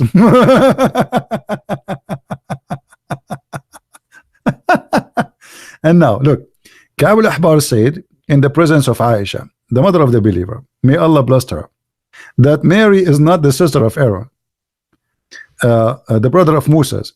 Aisha says to him, you lied. You see here the translation is coming wrong. So Aisha, she did not say this, the prophet did not mean that. We knew that she is not. Aisha said, you are a liar. So Muhammad, he was teaching that this is why the guy, he came to correct him. And after he got him busted, he says, okay, at that time they used to call them by their ancestor, but that is a stupid answer too, because Maryam, she is not from the ancestor of Moses. Stupid answer again.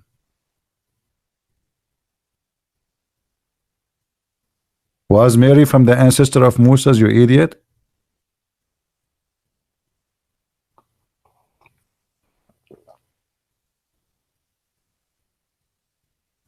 Yani Abdul? And not only that, the Quran claimed that, and Muhammad claimed that Mary, the Maryam, the mother of Jesus, her father name, his name is what? Umran. Okay, what is the name of the father of Aaron? Hey Fadi, what is the name of the father of Aaron? Can you give me the name?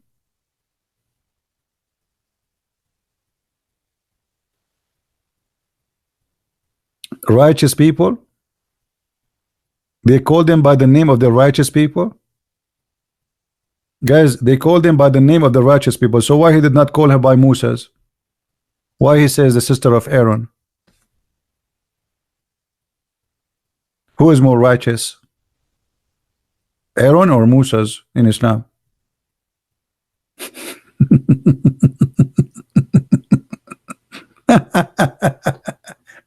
What about David? Hmm? What about Suleiman? Why Aaron? Can you tell the people in the chat what is the name of the father of Aaron? Okay, guys.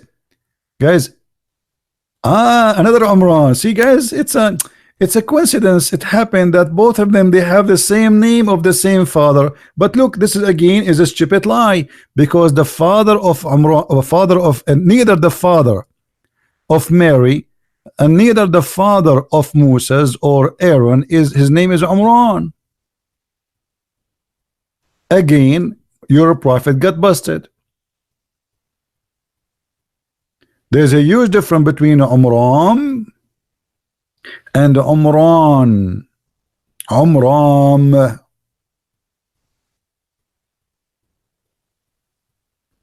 Have you ever heard of a God? He cannot quote a Hebrew name correctly. The father of Aaron is not Umran. And the father of Mary is not Umran too. And this is additional proof that Muhammad is a false prophet. I mean, even the name of the father of Mary, he do not know it. Hey people, is the name of the father of Mary is Umran?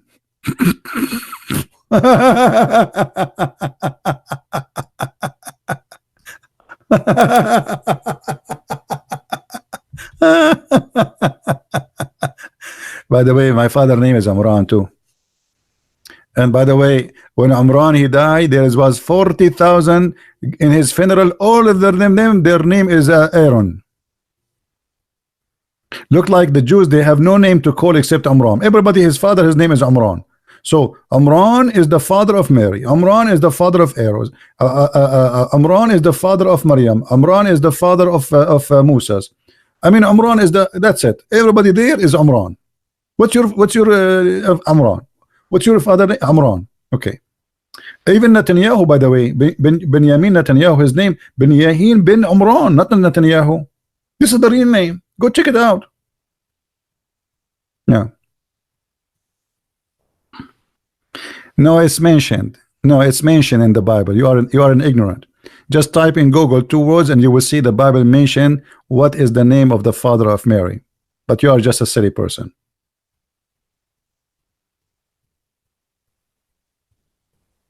Just type in Google.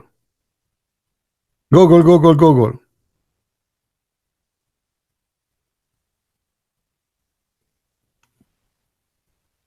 So you are worried about Jesus not knowing the judgment day as you claim? Look at this guy. Every chapter is stupid.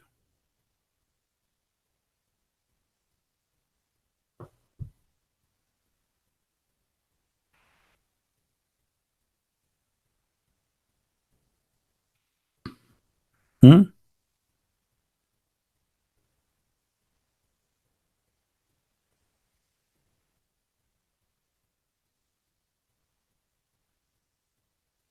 Any Mohammedan?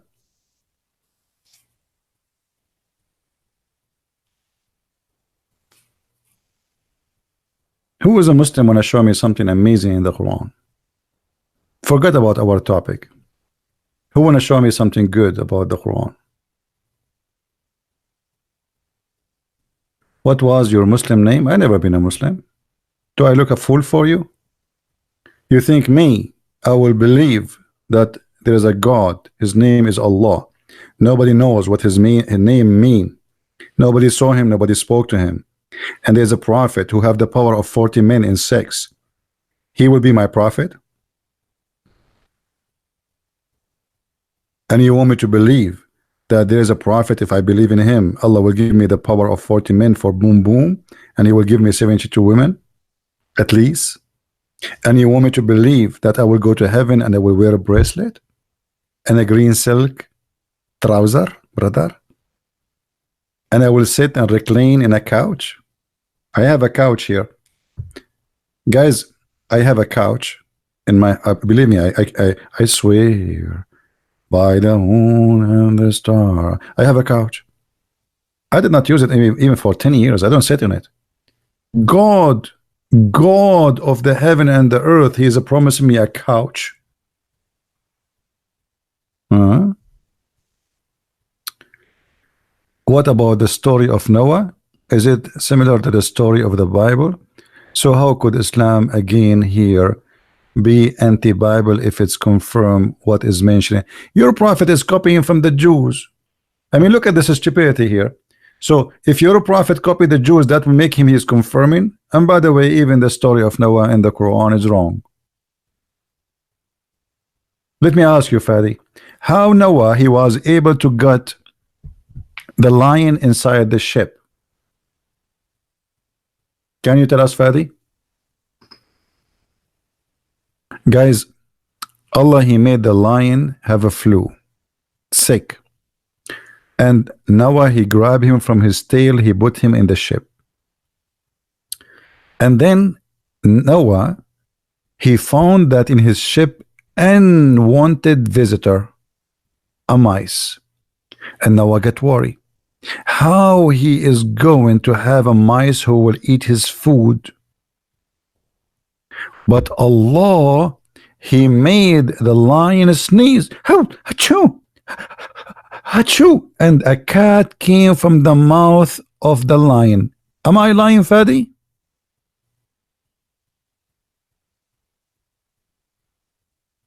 Are you there, Fadi? And you are telling me that the story of Noah is the same as the story in the Bible? What? Hello? Oh, hello?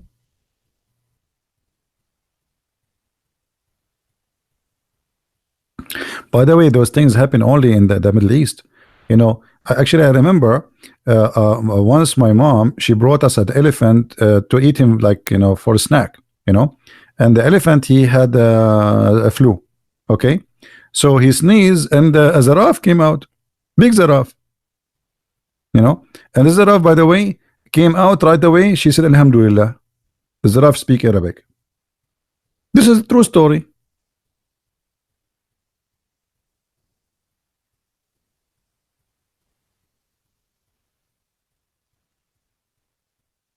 Yeah, when Jesus he speak about no man knows, and not even the Son.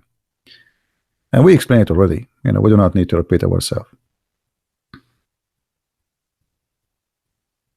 But obviously, Jesus he knew the hour, he knew the time, he knew the future, and he told us in the same chapter the Muslims they are quoting is saying he gave us all the details.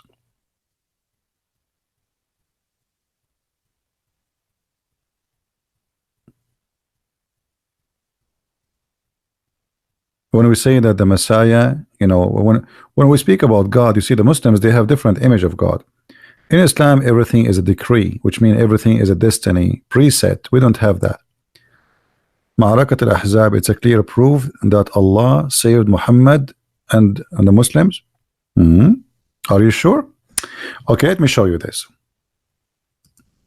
Fadi saying the war of al-Ahzab is a proof that Allah he saved the Muslims.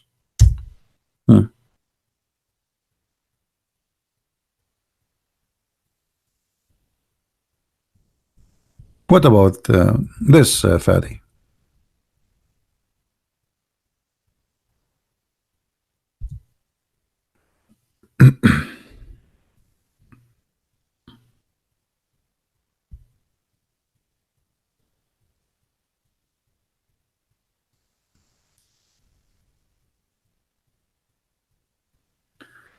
Allah said to Muhammad, O Prophet of Allah, urge the believer to fight.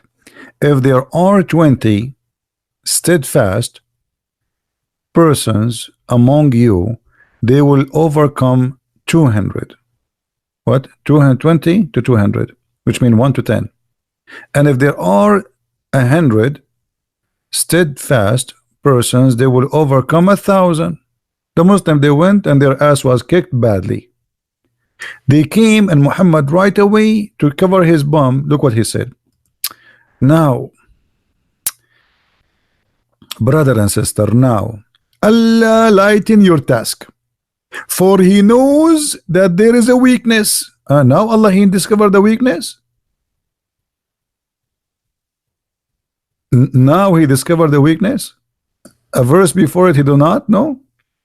So Allah he know that you have a weakness.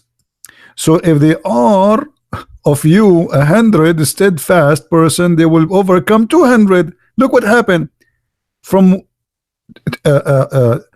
20 will fight 200 to 100 will fight 200.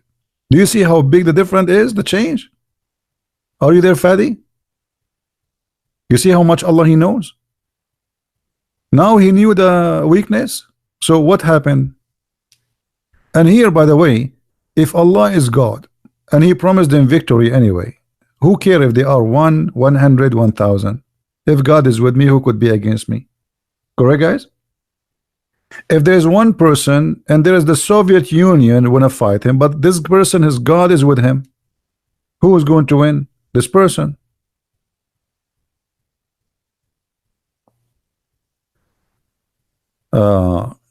What Allah intervened? This is your fiction, my friend. I can show you tons of his stories, but if I want to go over those things, you know, it will take me forever.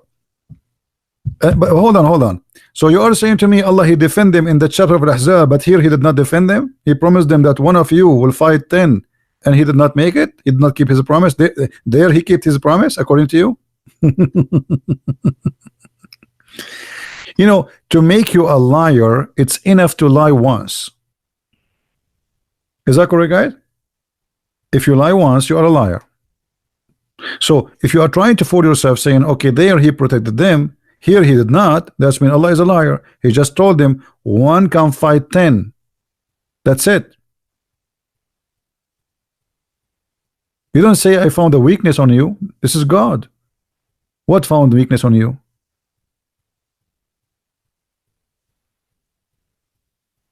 And how he correct the weakness? He correct the number. That's mean the weakness is not on them. The weakness in his calculation. Because they are the same people, nothing changed. They are the same believers, the same names, the same persons. So how you say that you will win? It's for a wisdom, yeah, wisdom my bum. Guys, this is for a wisdom. Allah is making a wisdom here. So I say to my son, go and fight 10 people, and then my son come and his nose is like a potato, and his head is like all full of injuries, and he lost an arm and a leg. And then I say, I think I know you have a weakness now, so tomorrow you don't fight 1 to 10, tomorrow you fight 1 to 2.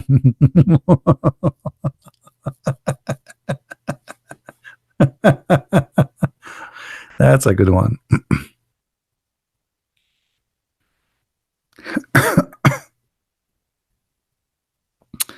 There were any Islamic prophet between Jesus and Muhammad. According to the hadith, Muhammad he said that there is no any messenger or prophet between him and Isa. However, if you go to chapter 36 in the Quran, you will see Muhammad is speaking about 3 messengers. Those are the messengers of Jesus.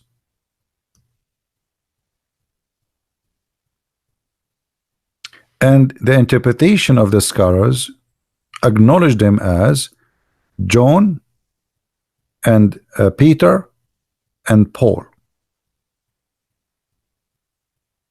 Yet the Muslims, they call Paul all kind of names, and this is showing us the ignorance of the Mohammedan.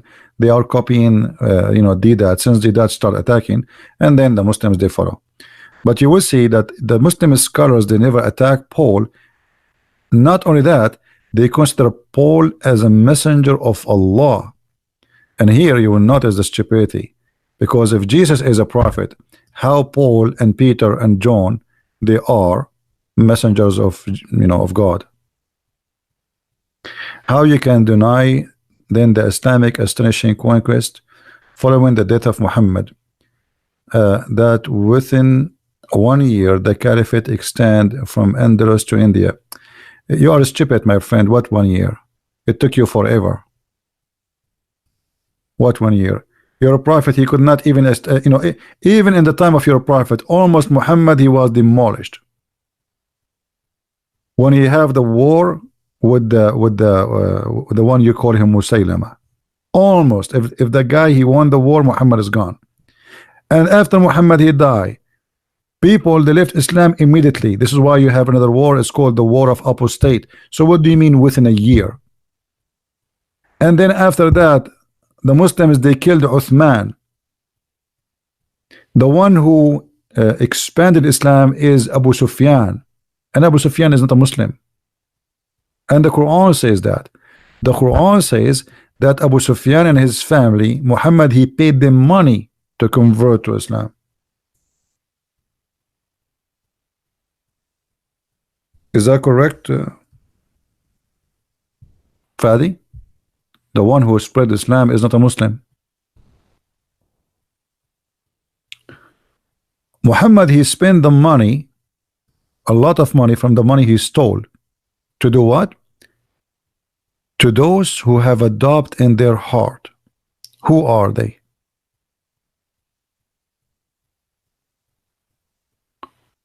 To attract the heart of those have been inclined toward Islam.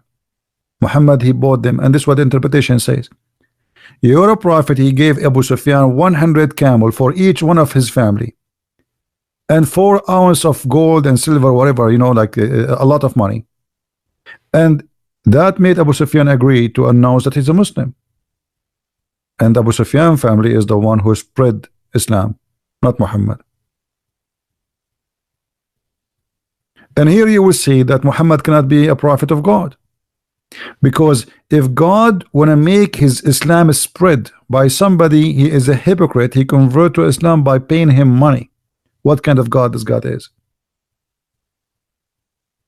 Is that correct, Fadi, or I'm lying? Do you want me to show you the reference that your prophet he bought those people to convert to Islam? They are criminals. The Quran speak against them all over the Quran, that they are bad people. They are bad. They are ugly. They fight the prophet. Those are the enemy of the prophet. So what he did? He bribed them. They are gang. He gave them money, and then they became the caliphate. Is that true, Fadi, or I'm lying? You said to Andalusia, right? Is it the one who occupy Andalusia is the children of this guy?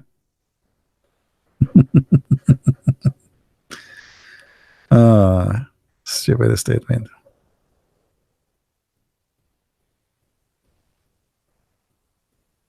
Do we have any serious Abdul additional to this kid?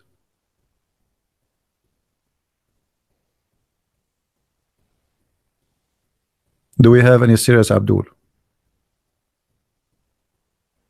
The verse we are reading is chapter 9, verse number 60.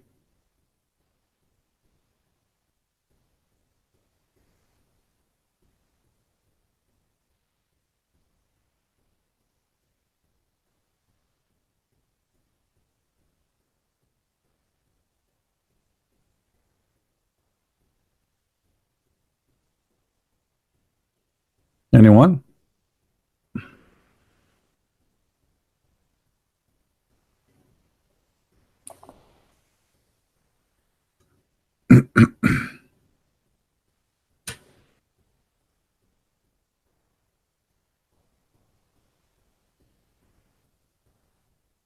Anyone?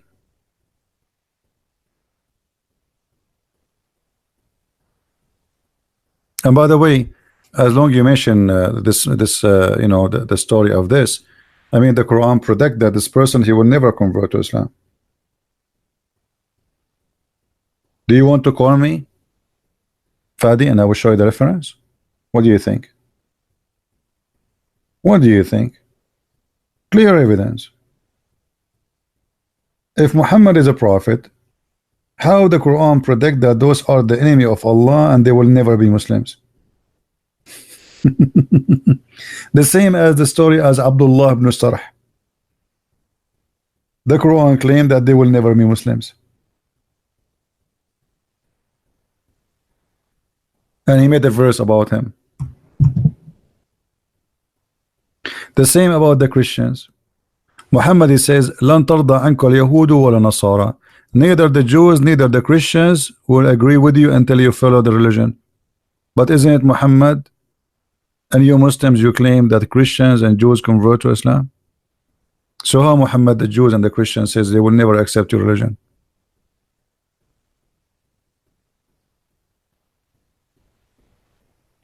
تكون النبوءة فيكم ما شاء الله أن تكون. That's stupid of you to say, because how the Nubu'ah will be between us if Muhammad is the last prophet? Do you even know what you are posting? I think Muhammad, when he talked, he was taking too much hashish.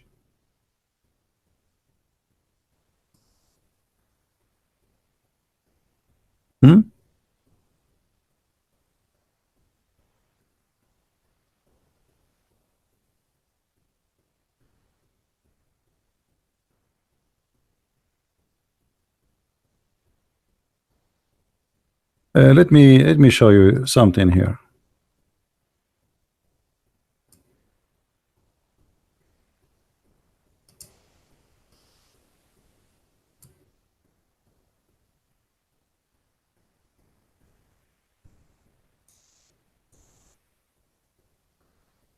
Is that the prophet saying that?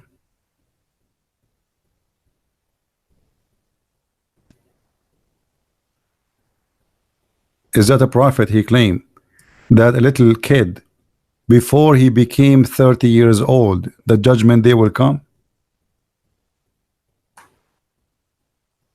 Are you there, Fadi?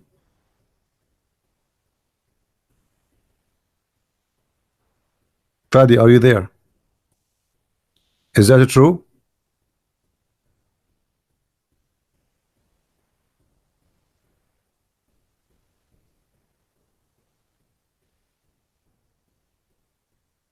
Muhammad, he knew the judgment day. Muhammad is God. Muhammad is God, guys. He knew. Here we go. Muhammad, he knew the judgment day.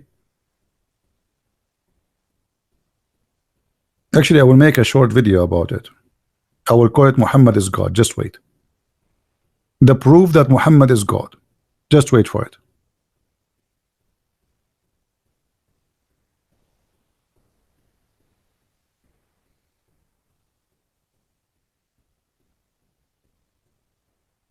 What hadith you mentioned to me? You mentioned to me nothing. Give me the hadith, you idiot. What تبقى الخلافة فيكم? What does that mean? I mean, look how stupid you are. And who is a changing topic? We are talking about prophecies. Is this a prophecy? Your prophet prophesying a kid before he became 30, judgment day will come. If he is a liar, he is a liar. This is a lie. One lie will prove that he's a liar. Already we got Muhammad busted. Everything he said is a lie. Changing topic. No, you are the one who changed topic. We are talking about Muhammad being a prophet, prophesying. Here we go. Actually, our topic about judgment day. How Muhammad, he claimed that this child before he became 30, the judgment day will come.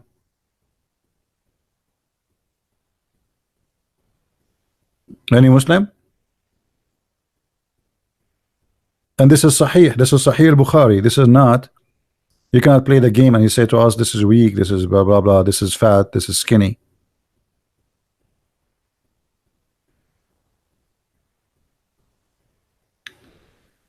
You can call me, but no, if you are only Muslims can call me. Sorry. Are you a Muslim?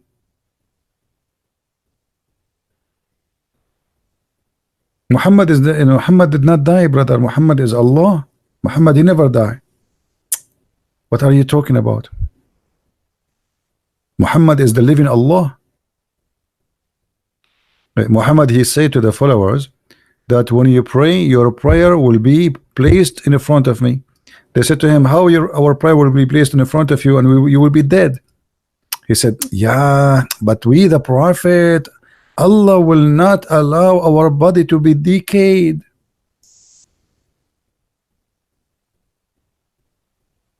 Is that correct, Fadi?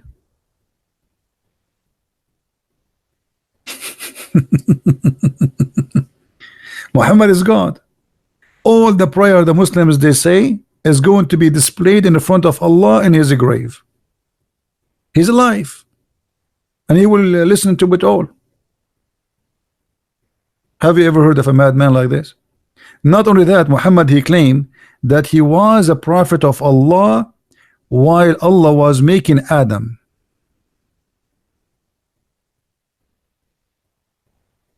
Harun, what does that mean? You see how silly what you are saying to us? What does that mean? تكون النبوءة فيكم ما شاء الله. Guys, the prophethood will be between you until Allah will. What does that mean?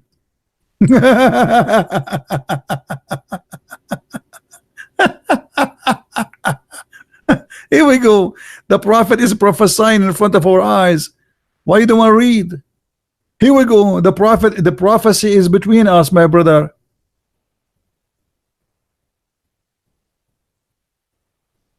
What do you mean what do you mean it happened?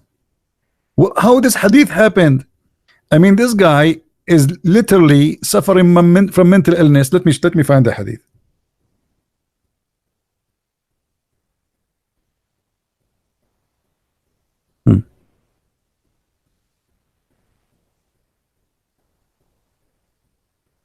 Let's see.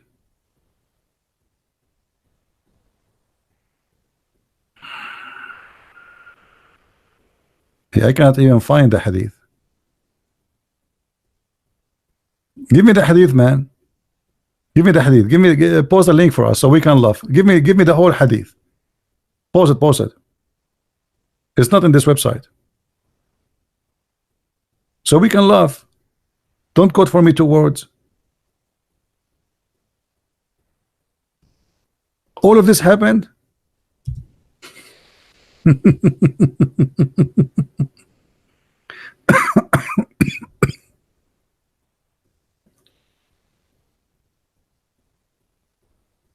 All of this happened.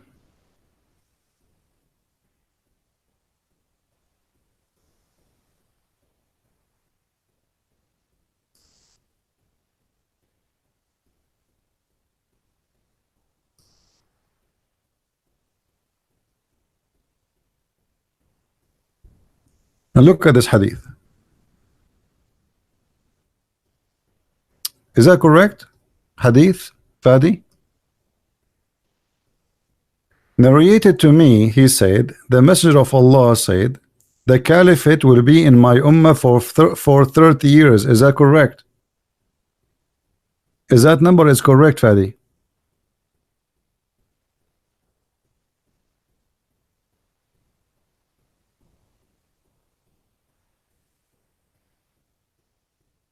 Do we have any Muslim?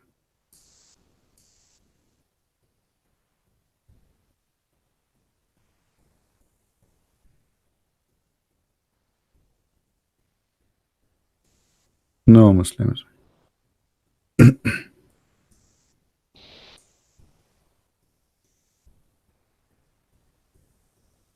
I wish I have the video of the last time Fadi he called me so we can play it so we just for a laugh. Just for a laugh.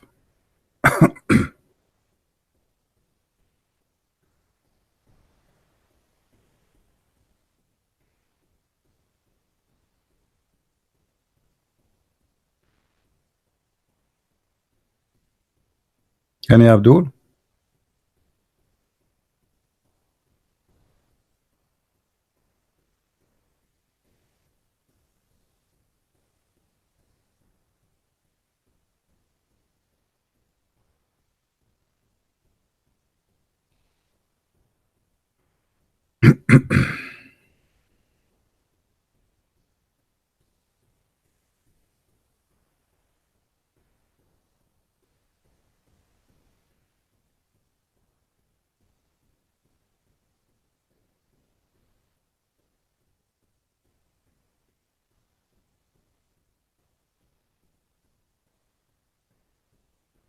Anyone?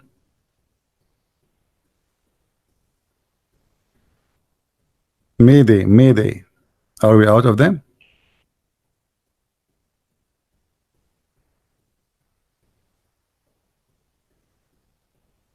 Nobody. All right. Uh,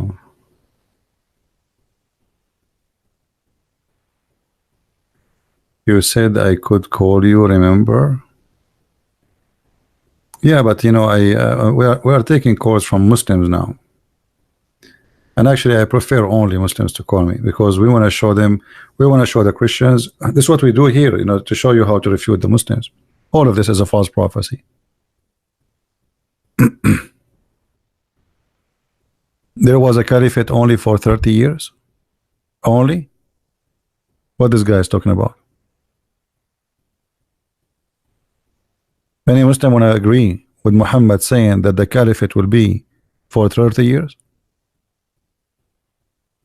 As I know, just last year we have a caliphate. He was a rapist like Muhammad. 30 years only? Are you sure?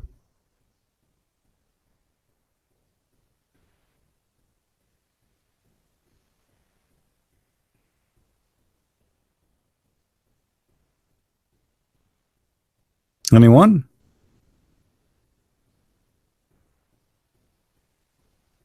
Rashidin Khalifa? Well, even the Rashidin Khalifa is not 30 years. Here we go. You got yourself busted again. You see, I never saw a Muslim he know what he's talking about. Muslims are just weird. I don't know. Abu Bakr, he was a caliphate for how long? Was less than 2 years. A year and 4 months.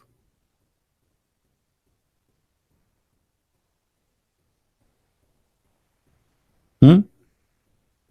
Omar, 10 years. So the total is what? 11 and a half or less. Uthman, 12 years.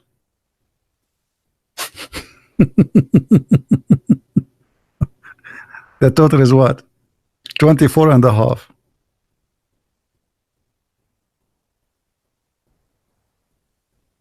And then we have Ali. How many years?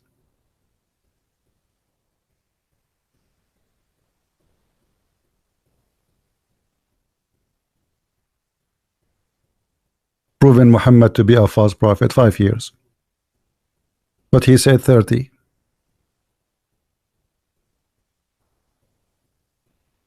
So what we will do now?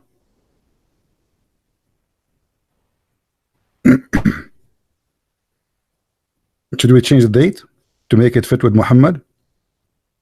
Prophecy.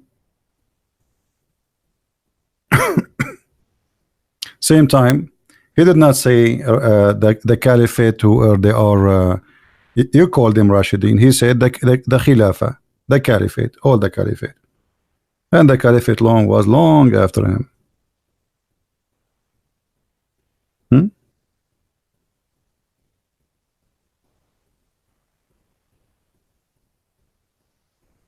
Any Muslim?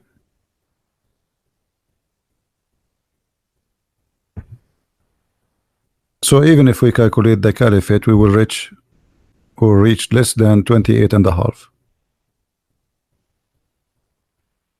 Because the first one did not even complete a year and 4 months, which means we cannot count 2 years. And then the second one is 10 years. And then the third one is 12 years. And the last one is 5 years. So your prophecy, even this one is false. Try something else.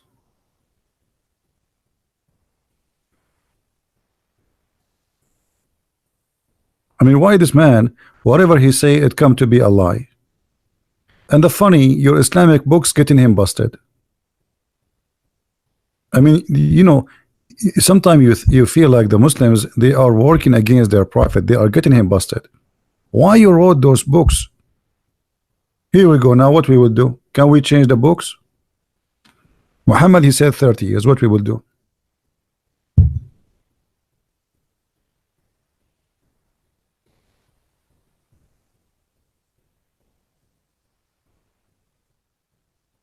Hmm? And by the way, as long those are the good caliphate, why the Muslims kill them? Guys, Islam is made by decent Muslims, to the point each one of those caliphate was killed by Muslims.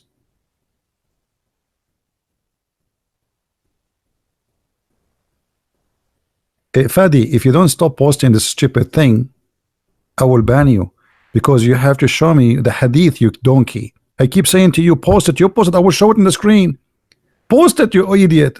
What's wrong with you? This guy, he keep posting for me a sentence, and he keeps saying, show them, show them.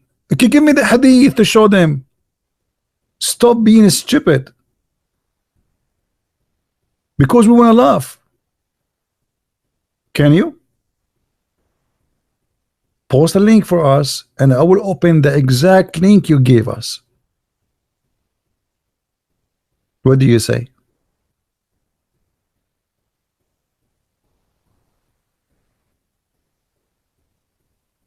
Challenge,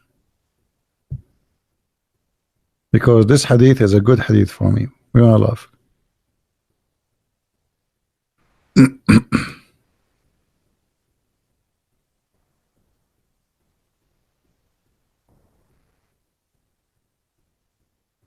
Hmm?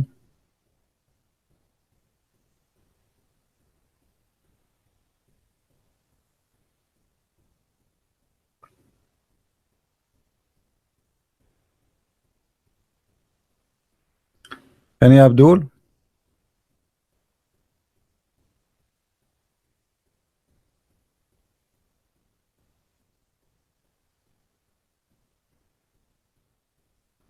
All the prophecy Muhammad he made is proving him to be a false liar.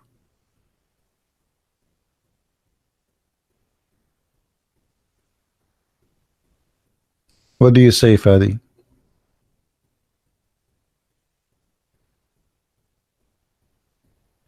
Because the hadith you gave me, it says it's going to be as long as Allah wish, but this hadith says 30 years, which means Muhammad is a liar, because as Allah wish, it's mean we do not know the number. In the other hadith, it says 30 years. Same time, if those are following the prophet, the one you are saying ala minhaj nubuwa, the following as is exactly as the prophet, so why the Muslims killed them? Why Uthman was killed? Well, all why they killed one by one? They are following the prophet. That means the Muslims are not following the prophet. Who is following the prophet between them? Uthman, the one who made the Bani Umayyah, he supported them to kill Ali and his family, the one who allowed them to steal and to rape. This is the prophet followers. And then as a penalty for his crimes, the Muslims, they cut the head of Uthman, and they took the hair of his beard one by one, and after they cut his head, they play polyball with it, and then they refuse to bury him with the Muslims, and they throw him in the garbage. And then at night, a bunch of guys, they took him and they bury him between the Jews.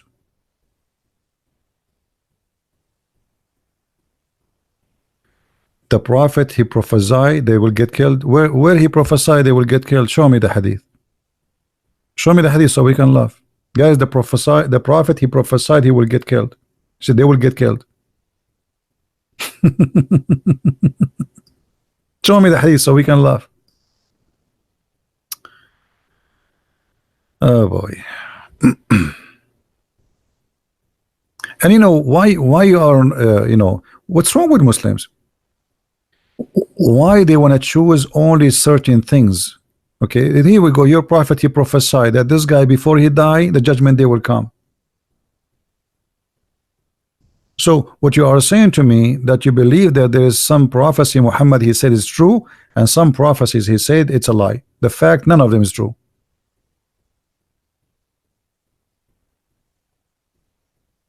Now show me where it says that they will be killed. The hadith you gave me have nothing to do with killing them. You're a liar.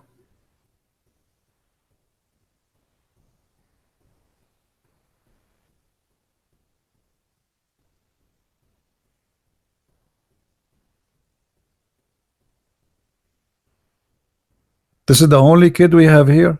Like from all the Muslims, there's only one kid. You have no idea what to say.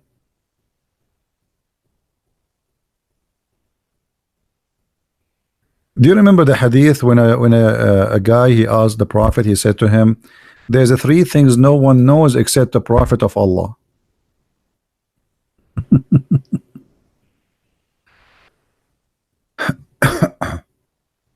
The Quran has so many books written after by scholars just to cover up the violence and the stupid.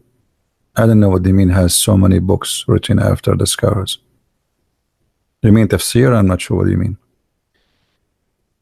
Fadi, he said, once they got killed, the caliphate ended. That's not true. The caliphate never ended. Secondly, your prophet, he said they will be there for 30 years, my friend.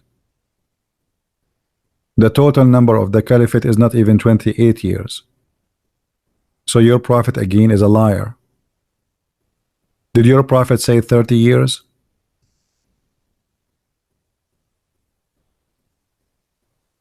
Did he say 30 years, or I'm making things up? Can you calculate for us the years of the caliphate? And is the caliphate ended and even in that date? That's stupid. So you are saying that the caliphate after those four, they were not following Muhammad? They were following who? The cow?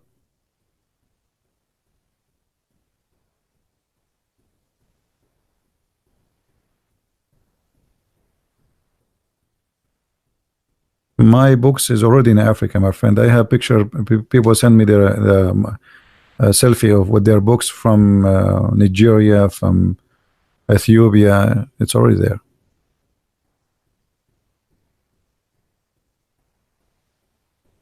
No problem. They can attack the Bible. No problem. Have fun. Any Muslim?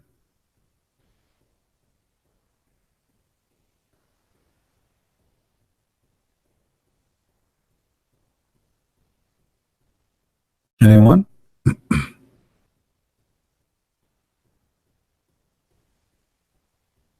Was Muhammad telling the truth? One lie will prove Muhammad to be a liar. And the lies is all over.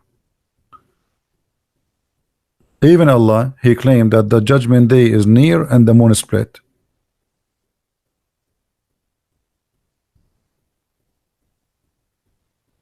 Right? And we are waiting for Gog and Magog to appear. And we will fight Gog and Magog by arrows.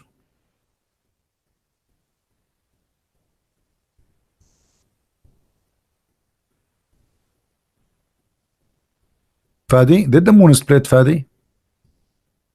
Who is a Muslim who tell us really that the moon split? I saw the Muslims posting a picture from NASA.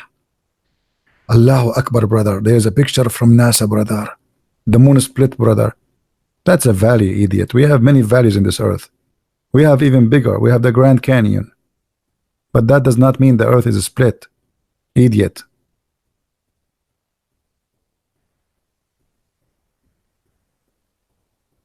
The moon split? Are you sure? And this was a judgment day? So what happened? Allah changed his mind after he split the moon? He said to himself, it's too early now. I'm not going to do judgment day now. I will put the moon together and I will do it later. Was this is a false prophecy or what? Was it?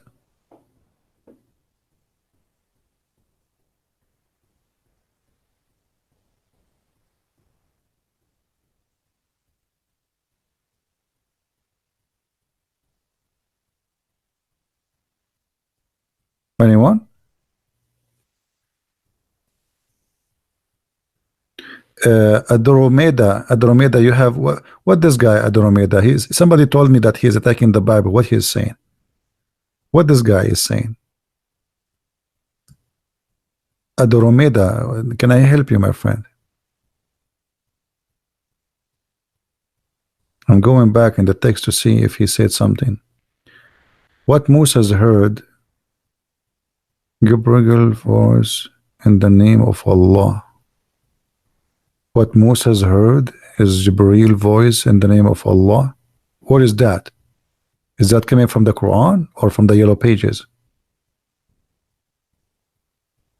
Nobody can hear the voice of all God, such as Moses heard Jibreel, the voice. Where do you get this from? Let me show you that you are a stupid idiot, certified one. Here we go.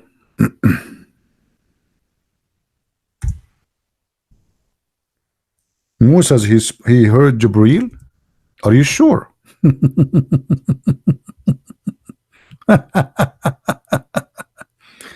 All right.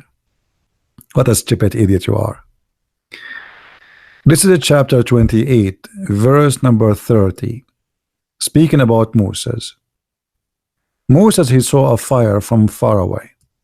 So he said to his family, I'm going to go there and grab some. But when he came to the fire, a voice was heard from the right bank of the valley, from a tree in the holy ground.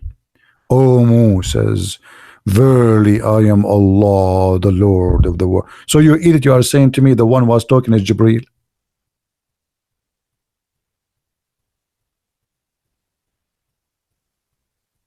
Are you there at the Ramida? Are you saying Muhammad is lying? The voice saying I am Allah. So Jibreel was talking saying I am Allah. Are you there at the Ramida Dida?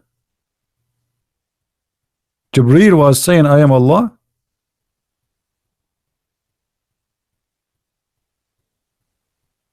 Are you there? Don't play dead now. Don't tell me you did not say that. We have a snapshot of it.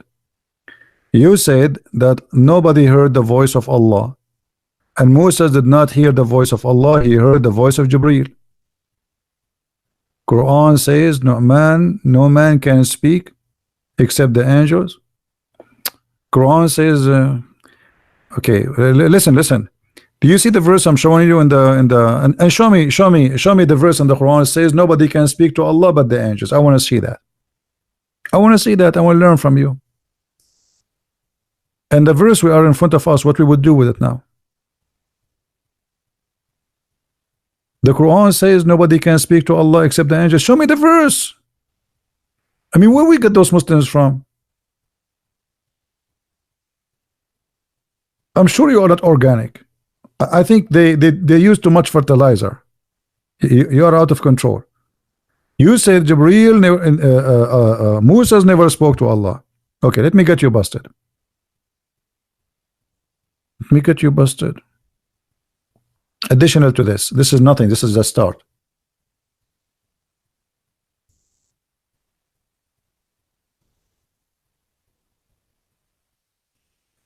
Who is talking here? And who is talking here? And who is talking here? He said to him, oh my Lord. And who is talking here? And who is talking here? And who is taken here? I mean, you are a certified donkey. Get out of here. Get out. Just let me ban you. We don't have a, you know. What's your Skype? Okay, you have a Skype. That's good. Okay, give me your Skype. I will call you. Give me your Skype. I will add you. I was going to ban you actually, but as long you will call me in Skype, I have forgiven you. All right. Give me your Skype.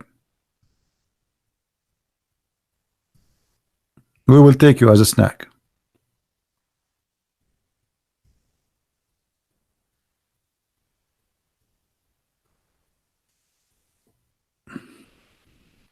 Give me your Skype.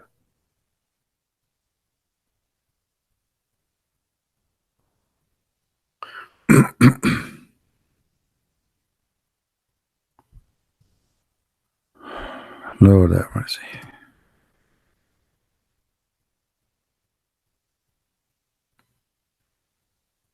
Log online and let me call you.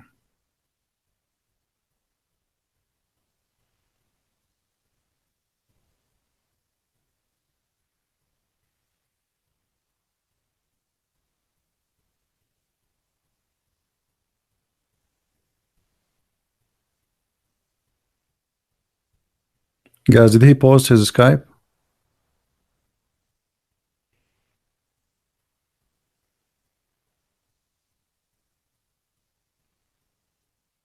Where is his Skype?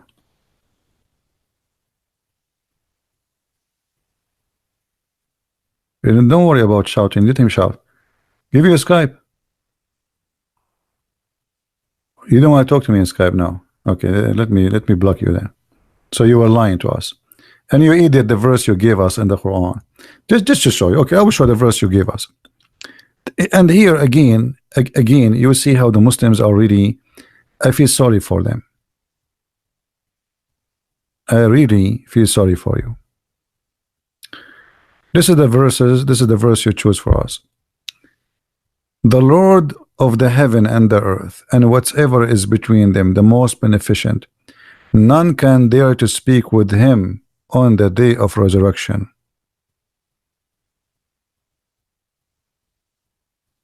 Which means nobody dare to question. Nobody dare even to be open his mouth. That is about the day of resurrection. You're a stupid idiot. Because Muhammad,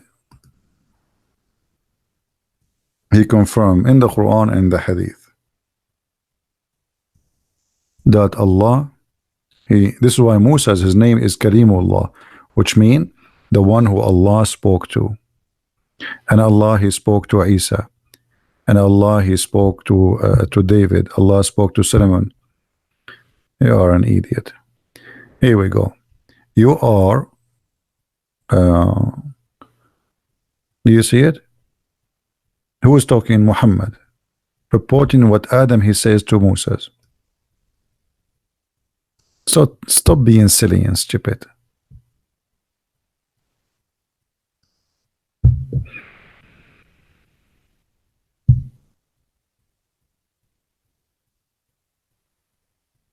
So are you saying Muhammad is a liar? Okay, are you saying Muhammad is a liar? Confirm to me. Muhammad, he says that Moses, he spoke directly to Allah. So are you saying Muhammad is a liar? Your prophet. I'm not going to go over, here we go. Muhammad, he says that Allah spoke directly to Moses. Are you agreeing with me that Muhammad is a liar then?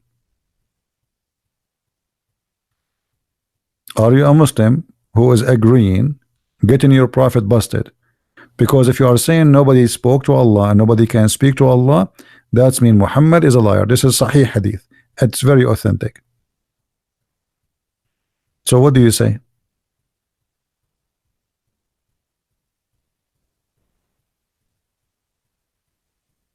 And Jibreel, he said to Moses, I am Allah.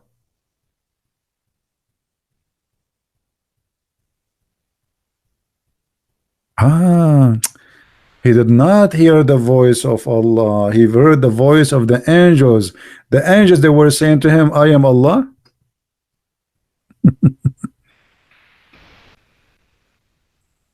I'm going to block you for a very simple reason. I hate stupidity. I have no patience for it. Don't come here again. And don't get married. Because your wife, she will commit suicide immediately.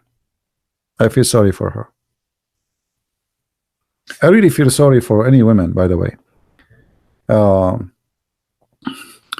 You see, there's many men, and specifically men, I'm not going to talk about women. They don't deserve to have a family. They don't deserve to get married. They don't deserve to have children. They are extremely stupid. So imagine you are a child and you have a father like this.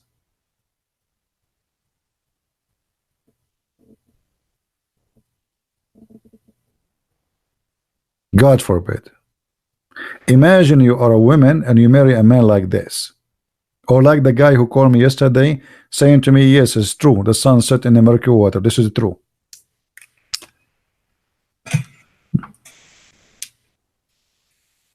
Right?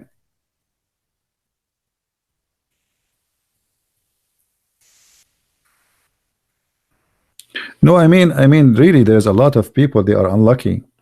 This is why, if you ever want to get married from a woman or a man, try always. I mean, if you are silly, then marry a silly person. I advise you actually not to marry a smart person, because if you are a silly person and you marry a smart person, that's the person you marry from will commit suicide, will go crazy because of you. So it's better to marry someone like you. You are silly, marry someone silly. You are stupid, marry someone stupid. Then everybody will be happy. You will spend the day talking about actors and opera. Everybody is happy. But if one of them is smart and the other one is stupid, then both they will suffer. Even the stupid one will suffer because they cannot understand each other. They cannot even have a conversation together. They are from two different worlds.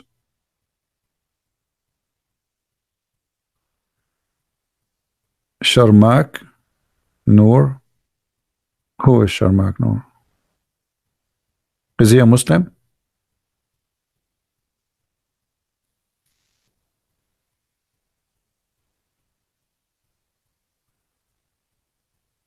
Are you a Muslim, my friend?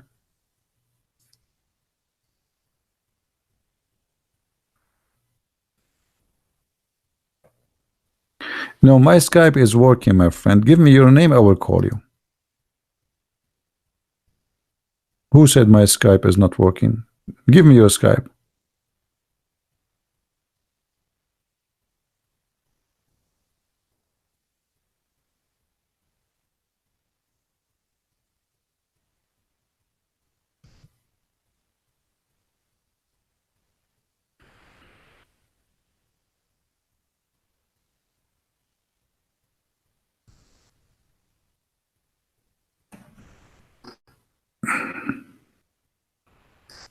Ahmad, I am a liar?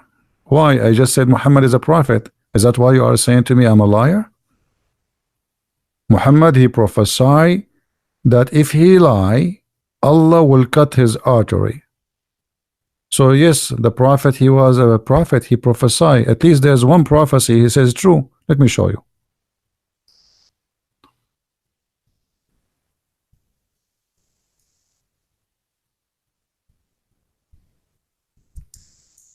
We have to be honest here. The prophet, he said something and it really happened. Read with me. This is Sahih Bukhari. The prophet said that I feel as if my aorta is being cut off from the poison which he ate in Khaybar. What is cut off? Ahmad, are you there? I feel as my aorta.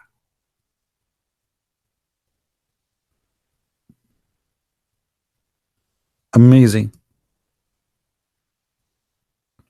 Muhammad died by poison. Allah did not save him. Okay, his name is... Okay, let's see if I can find this name in Skype. Hold on.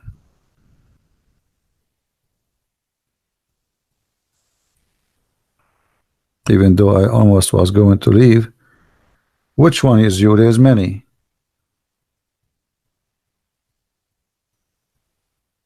Which one of those three is you?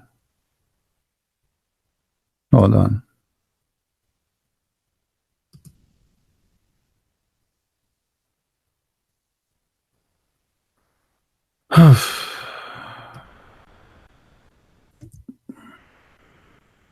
There's three names.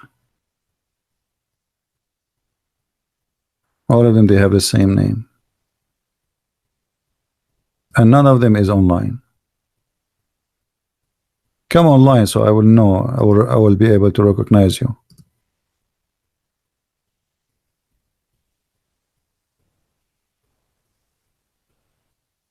No, I will not send messages to all, because then people, they will text me back and they are not the one we want them to text.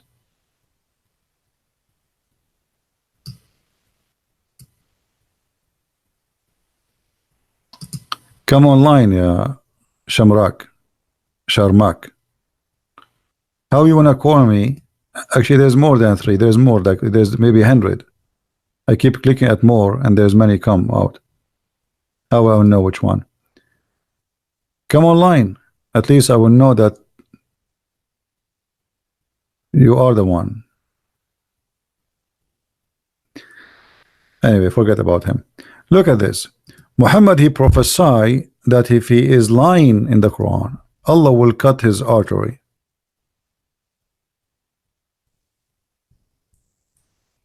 And this is exactly what happened to Muhammad. If he is lying, Allah will cut what? Read it. If Muhammad is fabricating Quran,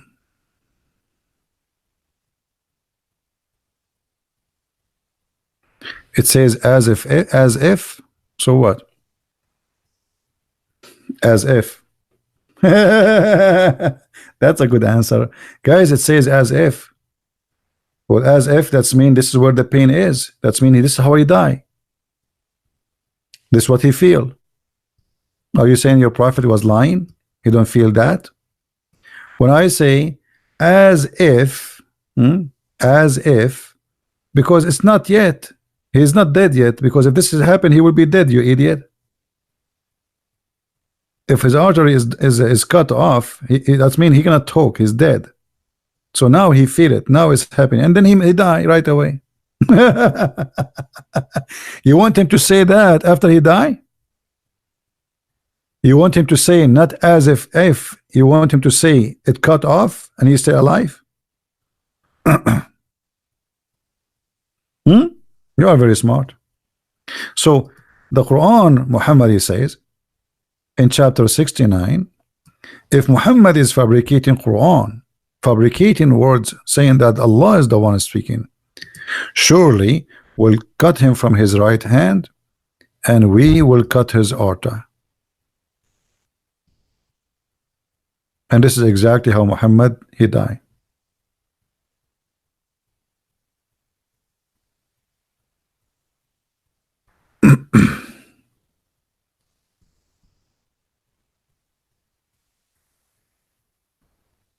Yeah, a lot of Muslims want to debate me, I cannot find them.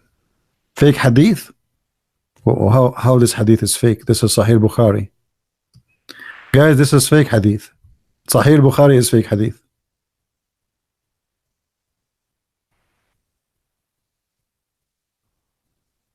Anything get Muhammad busted is fake.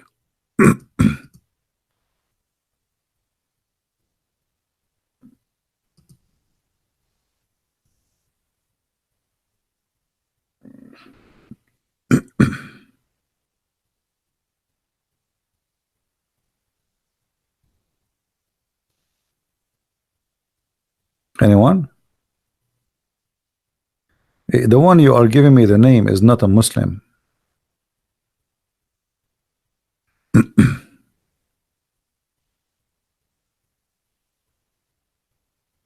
Yeah.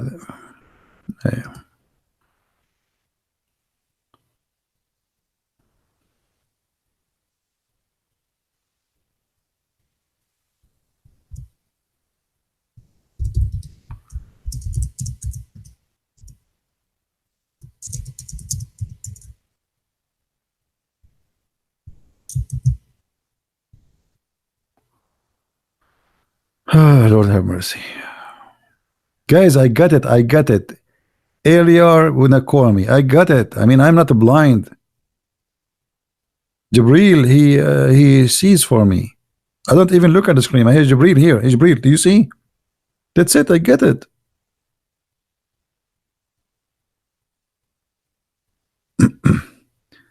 Thank you, Gotham.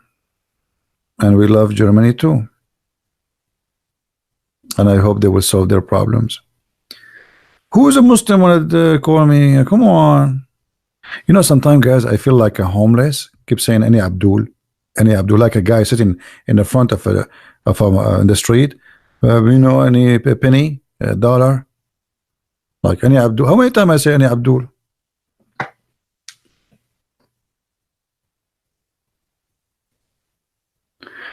No, no, I just texted you actually. I texted you, but you are not in Skype, and they keep saying to me, "I want to call you, want to call you," but you are not even in Skype.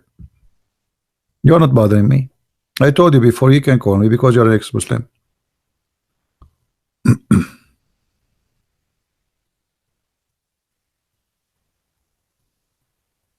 Don't be upset. Don't be upset.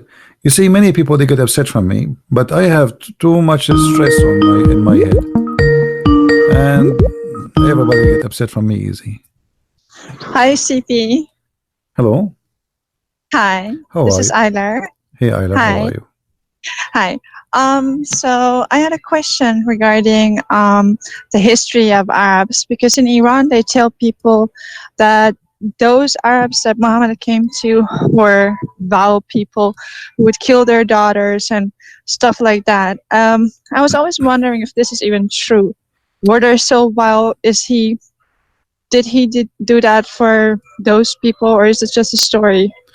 No, absolutely, this is false. Because if everybody kill his daughter, then we have no daughters, right? Okay, but there were like cults who would actually do that, offer their daughters to these idols. So it's not No, no, totally no, no. unhistorical. That's not true. First of all, Okay, isn't it Muslim they say that Muhammad he was working for a woman, her name is Khadija? I always use this comment, but Okay. So how people they bury their daughters, but men they work for women. You know, in the Middle East we have queens, women who they are leaders, kings. You know, they are ruling kingdoms. Even in Iran, you have. Actually, Muhammad he said when the daughter of Kisra, she became yeah. a ruler of Iran. He said, a nation ruled by a female, they will never be successful. Oh wow. So Okay. it is Muhammad who was putting women down, and the kuffar they make women queens and kings. So how Muslim they say that? Because this is an endless story they tell people in Iran. They say Muhammad came in a time where women were abused, and this is how he helped them. And I'm always like, so if he wanted to help, he could, bring Moses his law or Jesus his law to give even your life for your wife. Why would he come up with such stupid things? But then I like, yeah, they were stupid, so he was needed. And because you're an Arab and you know the history very well, I was like, maybe this whole story is a lie, so they can keep up this narrative. It is a lie, because simply what Okay. the Quran is saying, you see, there's nowhere in the Quran it says a female child was buried. The Quran Correct. says the following, but they try to fool those who don't speak Arabic. Arabic. Look what they say here in chapter 81 verse number 8. It says, when the female, and they put between two brackets, infant buried alive, okay, and then between two brackets, as the Arab pagans used to do, shall be questions. I challenge any Muslim to show me where it says female and where it says infant. Okay, wow. There's nowhere. It says in Arabic al-maw'uda. Al-maw'uda, the one is buried, and that is the dead body, you know. So there's no sex in it, like no, gender is not okay. No, just no. This is like it's coming as a female, because this is Arabic word as a female for the body, like a body of a human being. It doesn't matter it's a male or female. We call it jutha. So that body which is killed it's a like, you know, in English it's different from our Arabic. Like in English we have I know we have the same in Iran. you have to say she before something, right? Yeah. But in Arabic, no. Arabic, there is words it's females, and there is words it's a male, but it's not about a gender. As an example, table is a table is a female, you know. Chair is a male. Okay, but neither the chair, neither the table is a female or male, right? You know what I mean? Yes. Yeah. So the same here. It says al-maw'uda, the one which is buried. This is what al-maw'uda mean. So there's nowhere it says female and nowhere it says infant. So it's going Yes. to be said in which sin or which guilt she was killed. That is the body. She is the body of the dead body. Okay. For what reason she was killed? So when you kill a person, that dead body in the day of resurrection, Allah will ask that this body, for what reason they killed you, what you did, you know, and then everything which is written, which mean the record of everyone will be, you know, like published, and everybody will see his sin. So this is have nothing to do with the Arab, because okay, let us say for the sake of argument that Muhammad, he forbid the people from burying their daughter, where it says they are forbidden from burying. Okay. This is about the judgment day. You know? Oh, wow. Okay. In the judgment day, Allah will ask. You see, all this chapter here is about the judgment day. Look, this is a takwir. It says here, when the sun is covered, when the sun round, because the sun now is not round, and then when the stars became darkened, and when the mountains is destroyed, and etc. When, and when the sea, and when the souls, you see the word souls. I can't see because I'm calling you on my phone. I'm sorry. Oh, okay. I have to look back after. Yeah. When the souls is going to be joined together with the bodies, and then right away after the word bodies, we see the word is going to be questions. That is the body. In Arabic is, in Arabic here it says al-maw'uda. So that is a question about the body which is buried is going to be rejoined with the soul, so it can talk, and then we will ask that body, who and why you've been killed, for what reason. All right. However, by the way, here it doesn't even say killed, not necessarily killed. The verse after it says killed, but here in the verse here it says, and the one who is buried is going to be questioned for which sin was killed. Now here killed, it can be any reason, somebody killing anyone, you know, murder, etc. So everyone will be questioned for a crimes he did. For what reason? And there's nowhere here it's speaking about what they claim. Okay. Yeah. Thank you. Same time. If this is true, shouldn't they quote for us some stories of people they bury their daughters? Who are they? Yeah, there are like extra extra Quranic scripture describing those tribes and stuff. And I'm always like, maybe it was a very small tribe, if they were even doing that. But at the same time, as you mentioned very well, Khadija was his wife. She was wealthy, very well educated. So how is that in that time women were treated like Khadija as well? So it's a really weird story. At the same time, when Khadija, I argue, Khadija, she was not educated. She was a really stupid woman. But let us say, really? Yeah, she was a stupid woman. Otherwise, she would not marry Muhammad anyway. Maybe she was demonic and wanted to use him. No. He is, because she was not a.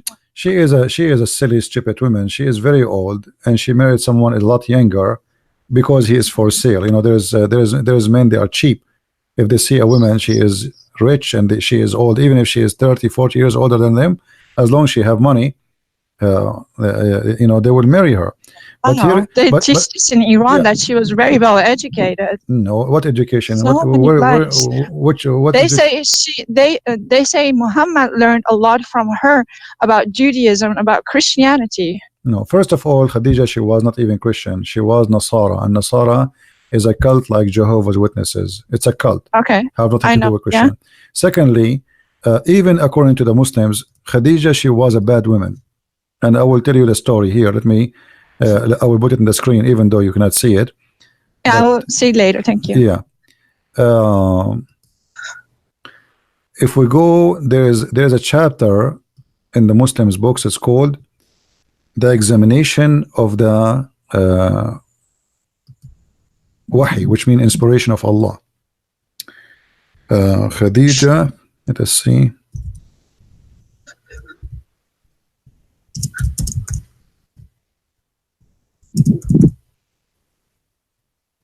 Khadija, she examined the wahi of Allah, which mean wahi mean the inspiration. Allah, he sent him guidance, etc. And Khadija, she proved to Muhammad that he is a prophet. How? Let us see how smart Khadija is and how smart the Muslims with her. This is the book of As-Sirah. Okay. Sirat ibn Hisham, we are showing on the screen for the Muslims. Volume number 1. And this is the hadith in front of us. Well, my screen now is frozen a little bit, okay. It says here, I'm going to translate, guys. I'm going to click, this is a Google browser, so I'm going just to choose to translate, even though the translation is not accurate. But we will use it just to prove a point. Okay, now it's coming in English. So Muhammad, he used to see something, but he is not sure what he is seeing. Someone, he come and he sit in the corner of his house, but he don't talk. He don't know who is this guy. He don't talk. This guy, he sit in the corner. So he told Khadija about her, and then Khadija, she told him, next time you see this guy, the one who come to you in the corner, let me know. All right. Okay. So she told him to tell her when he come. Okay, when he come to you, he said, okay, yes, he is here. She said, if he come, tell me, which mean if you see him again, tell me. And he come to her, and he told Khadija, okay, I see him.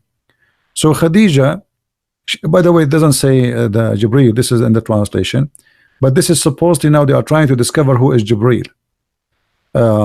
He come to me, she said, oh my cousin, sit in my left thigh, the top of your leg, her leg. So hey, the messenger, he stand and he sit in the top of her left thigh. And then she asked him, do you see him? He said, yes, I see him. Okay. Okay. Then she asked him. Wow. Then she asked him, okay, stand up and sit in my right thigh, in the top of her right leg. The prophet, he stood and he sat in the top of her right thigh. And she said to him, after he said there, do you see him? He said, yes. Then Khadija, she asked him to sit in the top of her lap, in the top of her, and she said to him, do you see him? He said, yes. And then after he sat in her lap and he see her, still he see him, she start taking off her clothes, and then she asked the messenger, do you see him? He said, no. She said, glory to Allah, this is an angel, this is not the devil. So wow, Khadija, like, yeah, this is how they have been fooling our whole nation, an entire nation with these. I mean, like, when you expose it, like, everyone will laugh at this, but this is not what we are told in Iran. For years now, we have been told that she was very well educated. Her father was Christian, her mom was a Jew, and everything he learned about the Abrahamic faith, he learned it from her. That's what we have been told about her. Well, obviously, this is the opposite of the truth. She is educated about striptease, because what does it have to do with God? Yeah. I mean, since when? If I said, have you ever heard of a prophet, his wife, she said to him, sit in my lap, let us see if this is an angel or not. I mean, this is stupid. He was a sex maniac. It's really clear that he was disturbed. But the story here proving that Muhammad and Khadija both are stupid. Because why Muhammad did not ask her, what does have to do with seeing a guy in the corner? What are you talking about? Sit in your lap for what? Sit in my left leg, and why she said to him, okay, sit in my right leg now. Like, what will happen? And if she knew that the way to know if by taking off her clothes, okay, what about you take off her clothes from the beginning? The Muslim, they say, because this is an angel, he is shy to see a man and a woman having sex, so he have to leave. So okay, what about we start having sex right away? If he is still there, you know, then we ask Muhammad, did you see him? He will say no. What the point of saying like moving here, sit here?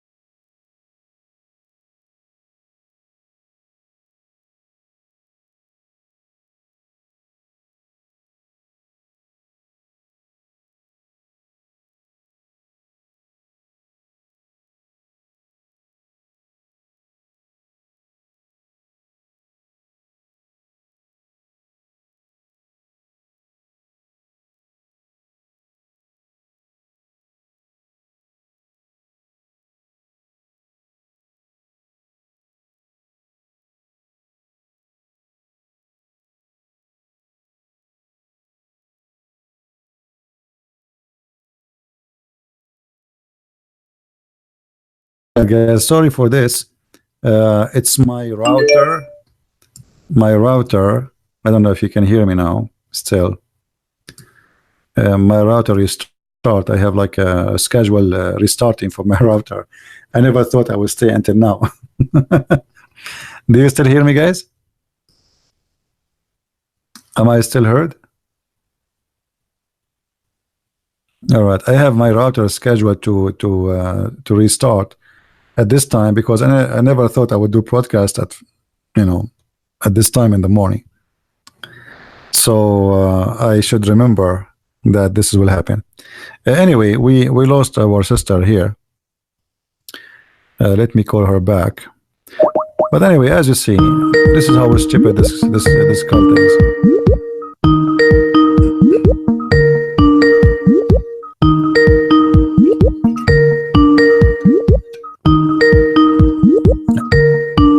I guess she is not there anymore. Maybe she lost her connection too. Anyway, so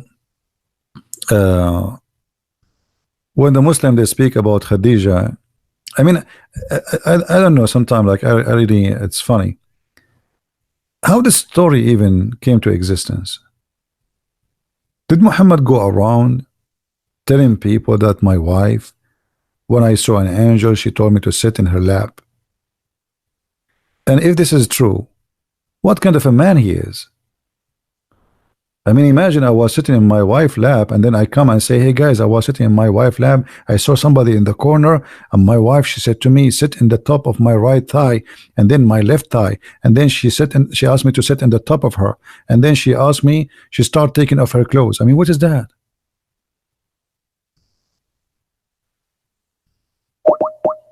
Let us see if we can get her back.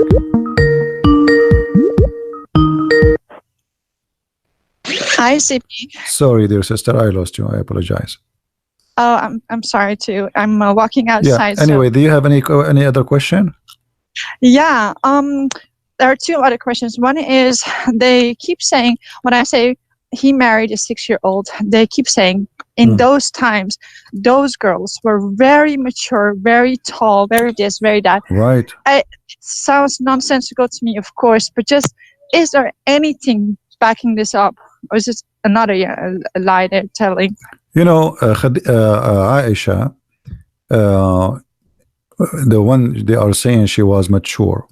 She was playing with her dolls, you know. So how she was mature, but yet she is playing with her dolls. Not only that, they refute this that there are grown-up people who still play with dolls. No, not true. You know, Even she called him her daughter, her daughters. Aisha, at the age of 14, she called them my daughters.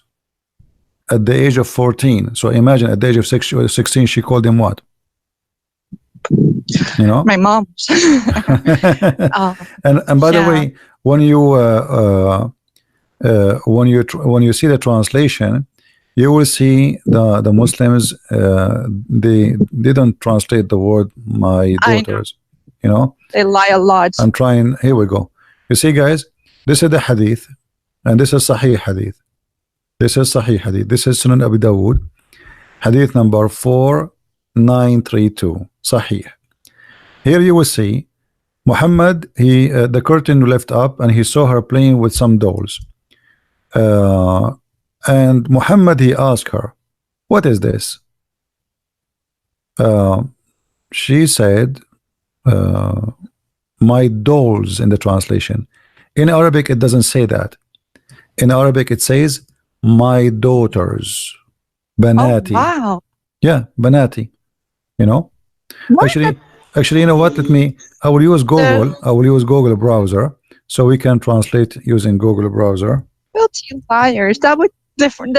That's so sick. Seriously. Yeah, always. This is why I say never trust Muslim translation. Okay, I'm going to. You see, this is the hadith here. I'm going to click and translate. Let us see if the word "my daughters" will appear in the right side. All right, here we go.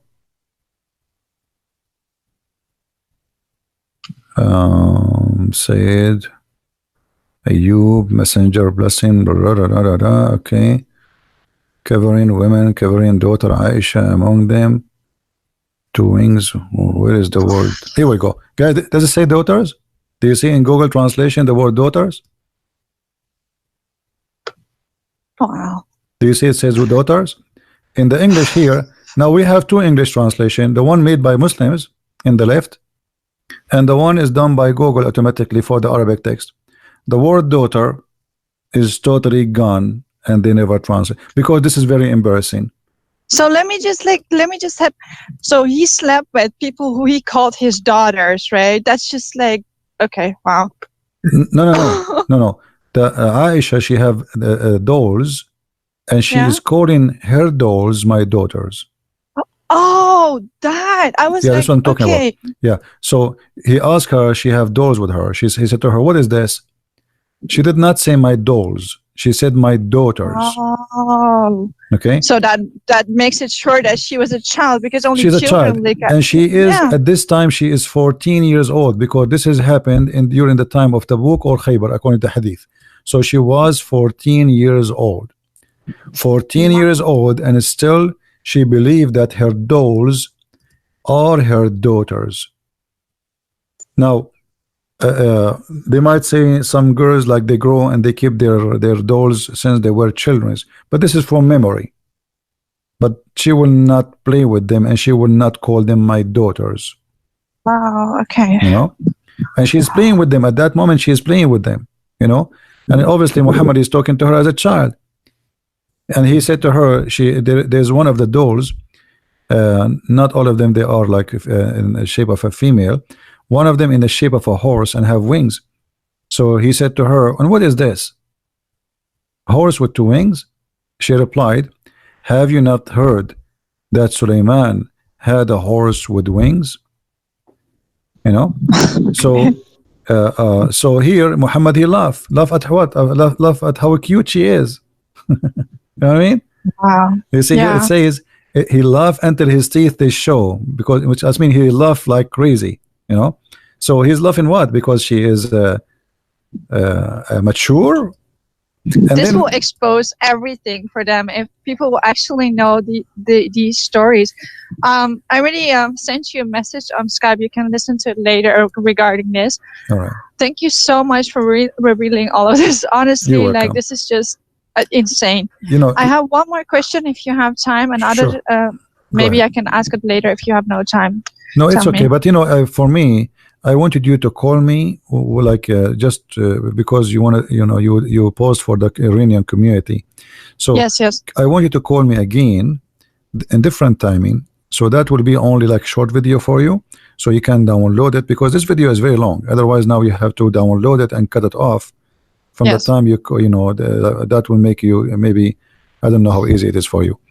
So either you download this video so you can take your questions and post it in your Facebook or whatever, or you call me again, you know, in a time where just only I make short video for you so you can download it and post it again in Facebook. Sure. All right. Sure. Thank you. Yeah, Yeah. You're welcome.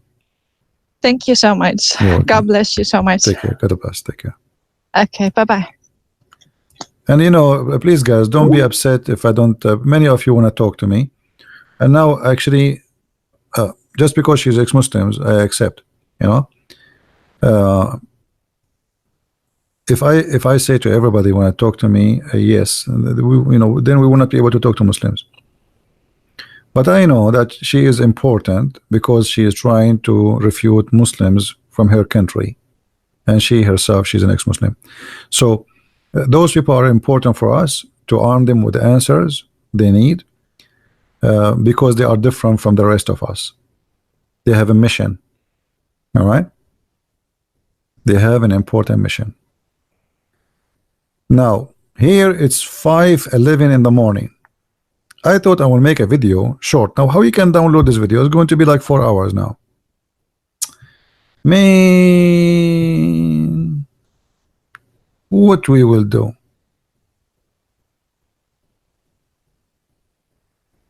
I guess I have to make it again.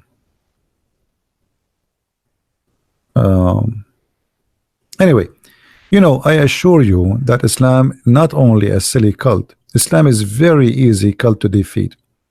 But usually the Christians are not trained and they know nothing about this cult. It's like, you know, I want to teach you how to do fishing, but there's no sea, there's no fish, and there's no pole, and there's no hook. But I want to teach you how to do fishing. That will not work. So what the problem is, the Christians, they go to their churches, they don't talk about any other religion, they don't attack anyone, they don't the priests don't teach them anything about how to refute answers. They do have a service, and that is really not what Christianity is about. That is just a worship. But the church was not a place of worship. Synagogue was always a place for discussion, debate, and education, not only a place of worship. This is why you see Jesus himself was debating with the Jews in the synagogue. But because they are not doing that, for most of those who call themselves a priest these days, they are doing a business like Muhammad. This is why many of the Christians are short of answers, because they never experienced such a thing. In the same time, the Muslims all day long, they do nothing except attacking Christianity and Judaism. A kid, he is 6 years old, the first thing he hear when he go to the mosque, Christians are bad and this is why they are bad. Jews are bad and this is why they are bad. Christian, he go to the church, they never said to him anything about Islam, about Muslims, about Muhammad, about anyone, you know. So then you grow up, you never heard, you never spoke, you never learned. All what you know that Jesus said, and I am following Jesus. All right.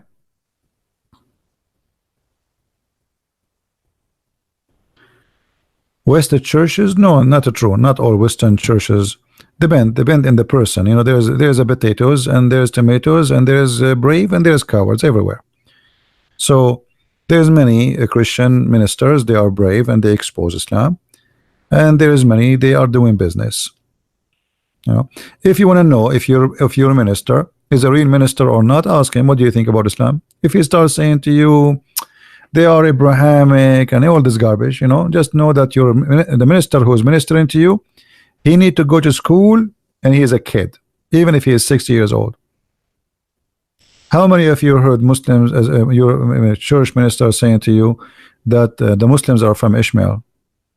What made them from Ishmael? Where this is coming from? This is the propaganda of Islam, because they want to make Muhammad as if he is legitimate descendant from Abraham. It's the whole story. you know.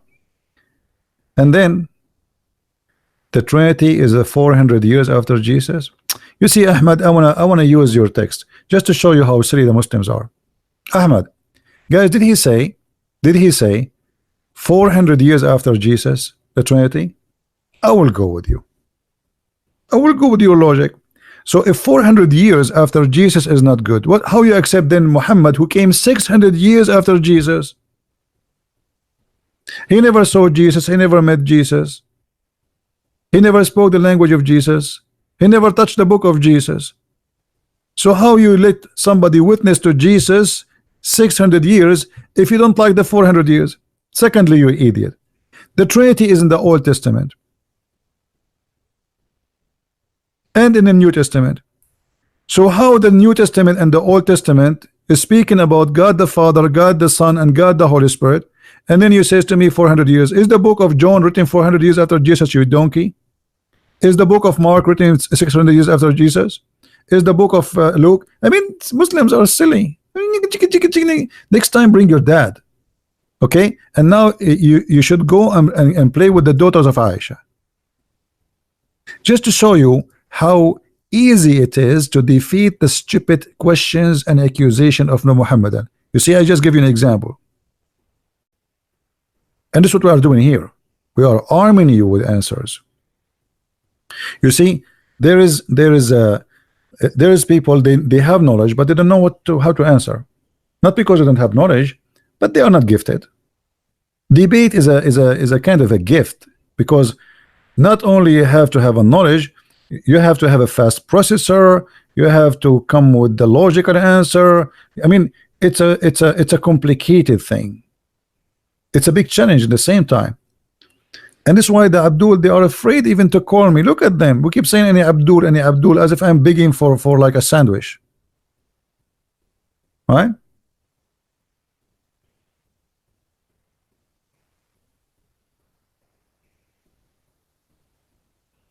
Do we have any Muslim?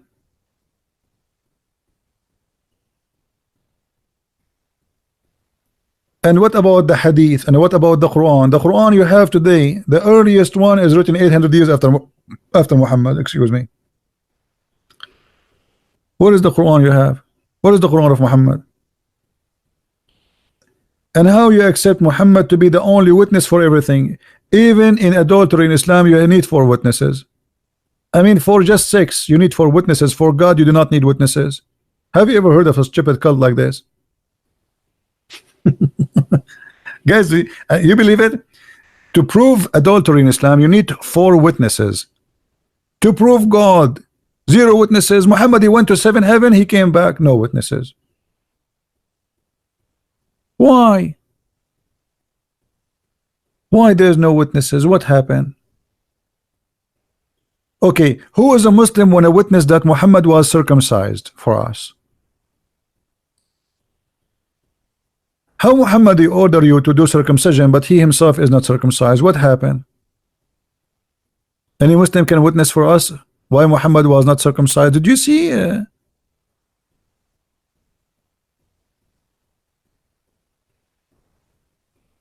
Yeah, I know the birds are singing already.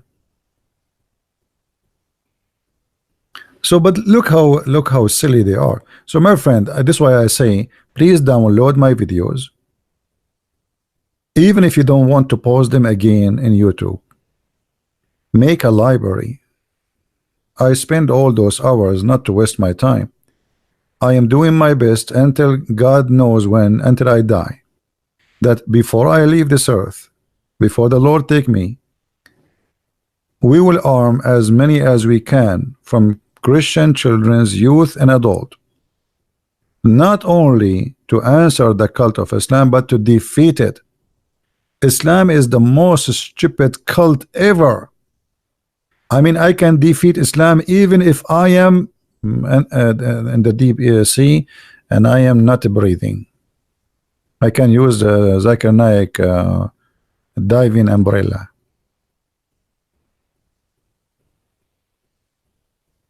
All right.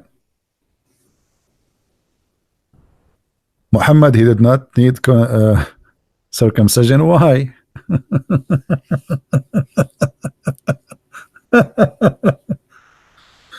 Yeah, right. uh, anyway, just put in your mind, always remember something. When a Muslim, Muslim, he says something against Christianity, use his logic. I keep repeating that. Did you see how I answer this, Abdul? Use his logic. 400 years, like Mimi Hijab, he said to David Wood, 4,000 years. 4,000 years, and the Jews instructed to worship one God. 4,000 years, which means from the time of Moses until now. But the Quran says that the Jews, they worship a guy, his name is Uzair, and he is the son of Allah. So when the Muslims, they say there is no Trinity in the Old Testament, so who is the Jews they worship? There is no son of God in the Old Testament. This is what they say. The Jews, chapter 9 verse number 30, it says that the Christian, they worship the Messiah as son of God, and the Jews, they worship Uzair as a son of God. Read it. So when he said for 4,000 years, 4,000 years, that's mean the Quran is a stupid book. It's a lie. It's in the front of you. Guys, the word Jews means some Jews. That's stupid of you to say, because if some Jews they do that, you don't say the Jews. Correct, guys? You don't say, here we go, Ahmad, just to show you how silly his answer. He's trying to defend. But because we could not find anyone, we could not even find one verse in the Bible mentioning a guy, his name is Uzair. Who is Uzair? Who is this guy Uzair? So Ahmad, he says to us, yes, some of the Jews, where the some of the Jews? If some of the Jews, then you should say some of the Jews. You don't say the Jews. You say here the Jews said.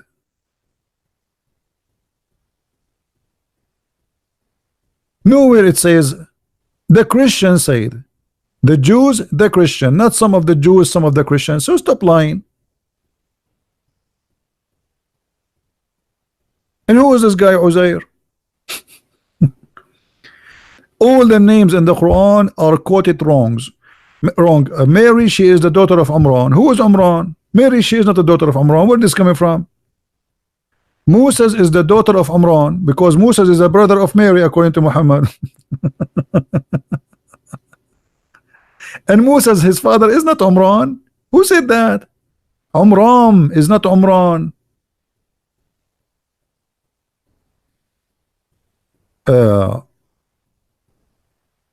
Moses, look at this here as an example.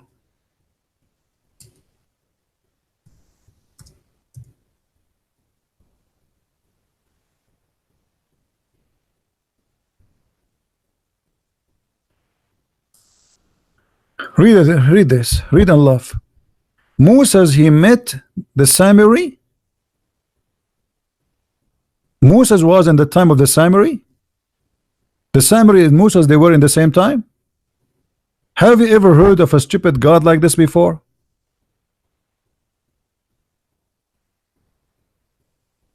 Moses and the Samiri, they are in the same town. Hello? Any Abdul?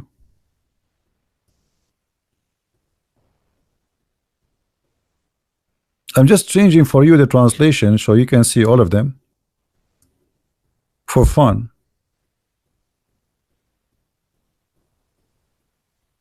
Samari is the Samaritan. The Samaritan.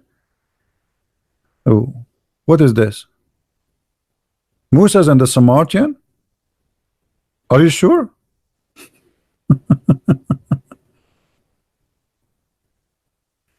Is it true that the Quran was written in Qurayshi Arabic? I don't believe the Quran was ever written in any language. I believe the early Quran, mostly it was, most of it is in Aramaic, you know. This is why the Muslims cannot understand today most of the Quran. As an example, the story of the seven sleepers. The Muslims, they are so confused about it because this is an Aramaic story. So the word Kali'ahum, they understood it as Kalbahum, and there's a huge difference between Kali'ahum and Kalbahum. Kalbahum is their dog, Kali'ahum is their provider. So the Muslims, they took the story from the Aramaic. Muhammad, he took it from the Aramaic, which is a fiction story about an angel opening his arms. Have you ever heard of a dog having arms? This is what the Quran is saying. Fatihun zara'ihi. This is an angel. The story says there's an angel who stood in the door of the cave to protect them. A dog cannot protect people from an army. Have you ever heard of a dog can fight an army? This only can happen in a cartoon. So the original story says that there is an angel opening his arm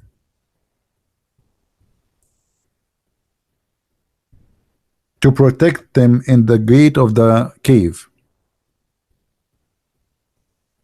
Muhammad, or whoever came after, we are not sure, he said, instead of saying Kali'ahum, he says Kalbahum, which means their dog. So the word imagine the word dog, the word angel became dog. Have you ever heard of this? All of us, we knew that dogs in Islam are considered to be dirty. So how come Allah now is talking about this dog, the famous dog of Allah? By the way, in case you do not know, a dog, Allah, he have a dog. I told you this story before, right? When the cousin of Muhammad, he was reciting the chapter of An-Najm, and this is a proof that Muhammad is a star worshippers at that time.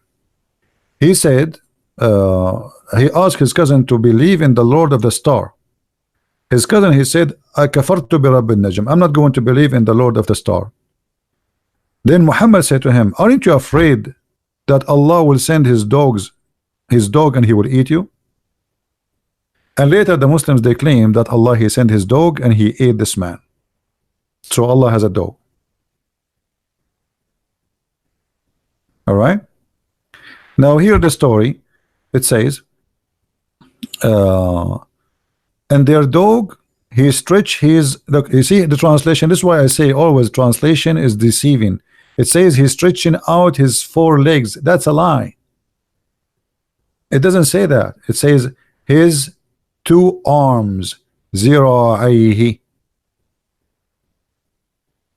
He opened his 2 arms. Dogs don't have arms. So the word zira'ihi is accurate, coming from the oldest story, original. The word kalbahum is not kalbahum, it is kali'ahum.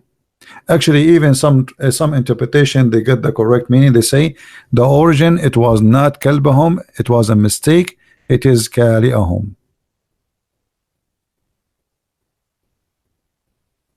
All right. Anyway, guys, it's time for me to go. It's already 5:30 a.m. in the morning, so I want to apologize. I'm not going to stay longer. I worship a man. You worship a shin. I worship a man who is alive right now. You worship a dead man who promised you God who have a shin. He have 5 fingers and he will hold the earth in 2 fingers. You worship who? The man I worship is God. He is a resurrector, he is a creator, he forgives sin, and he is alive as we speak. Your God, he never saw him, there's no proof of him, and he said a stupid thing. He think the sperm coming from the backbone, women have a sperm coming from her chest, her nipples, may Allah nipple you. So you are talking about worshiping a man, you worship a donkey. You don't know even how your God look like. Who's your God? You have no idea. You go on YouTube, you see Allah have a hand. Brother, Allah, he said he have a hand. What I can say? If Allah, he says he have hands, that's mean he have hands. Okay, why Allah have hands? And then your prophet, he explained his God. He says Allah have 2 hands in the right side. Well, nice to meet you. Allah have 2 hands in the right side. Your God, he have a birth defect. Have you ever heard of a God, his two hands are right hand? So you worship a God who have two right hands. Hey brother, do he have a left hand? No brother, he lost his left hand in a car accident. What if Allah has a foot? Yes brother, he have foot because he play with Real Madrid, brother. What? Are you there, the guy who says to me you worship a man? What your God is? He have fingers, he have hands, he have a foot, he have an ass, he have two eyes. What he is? You tell me. Octopus?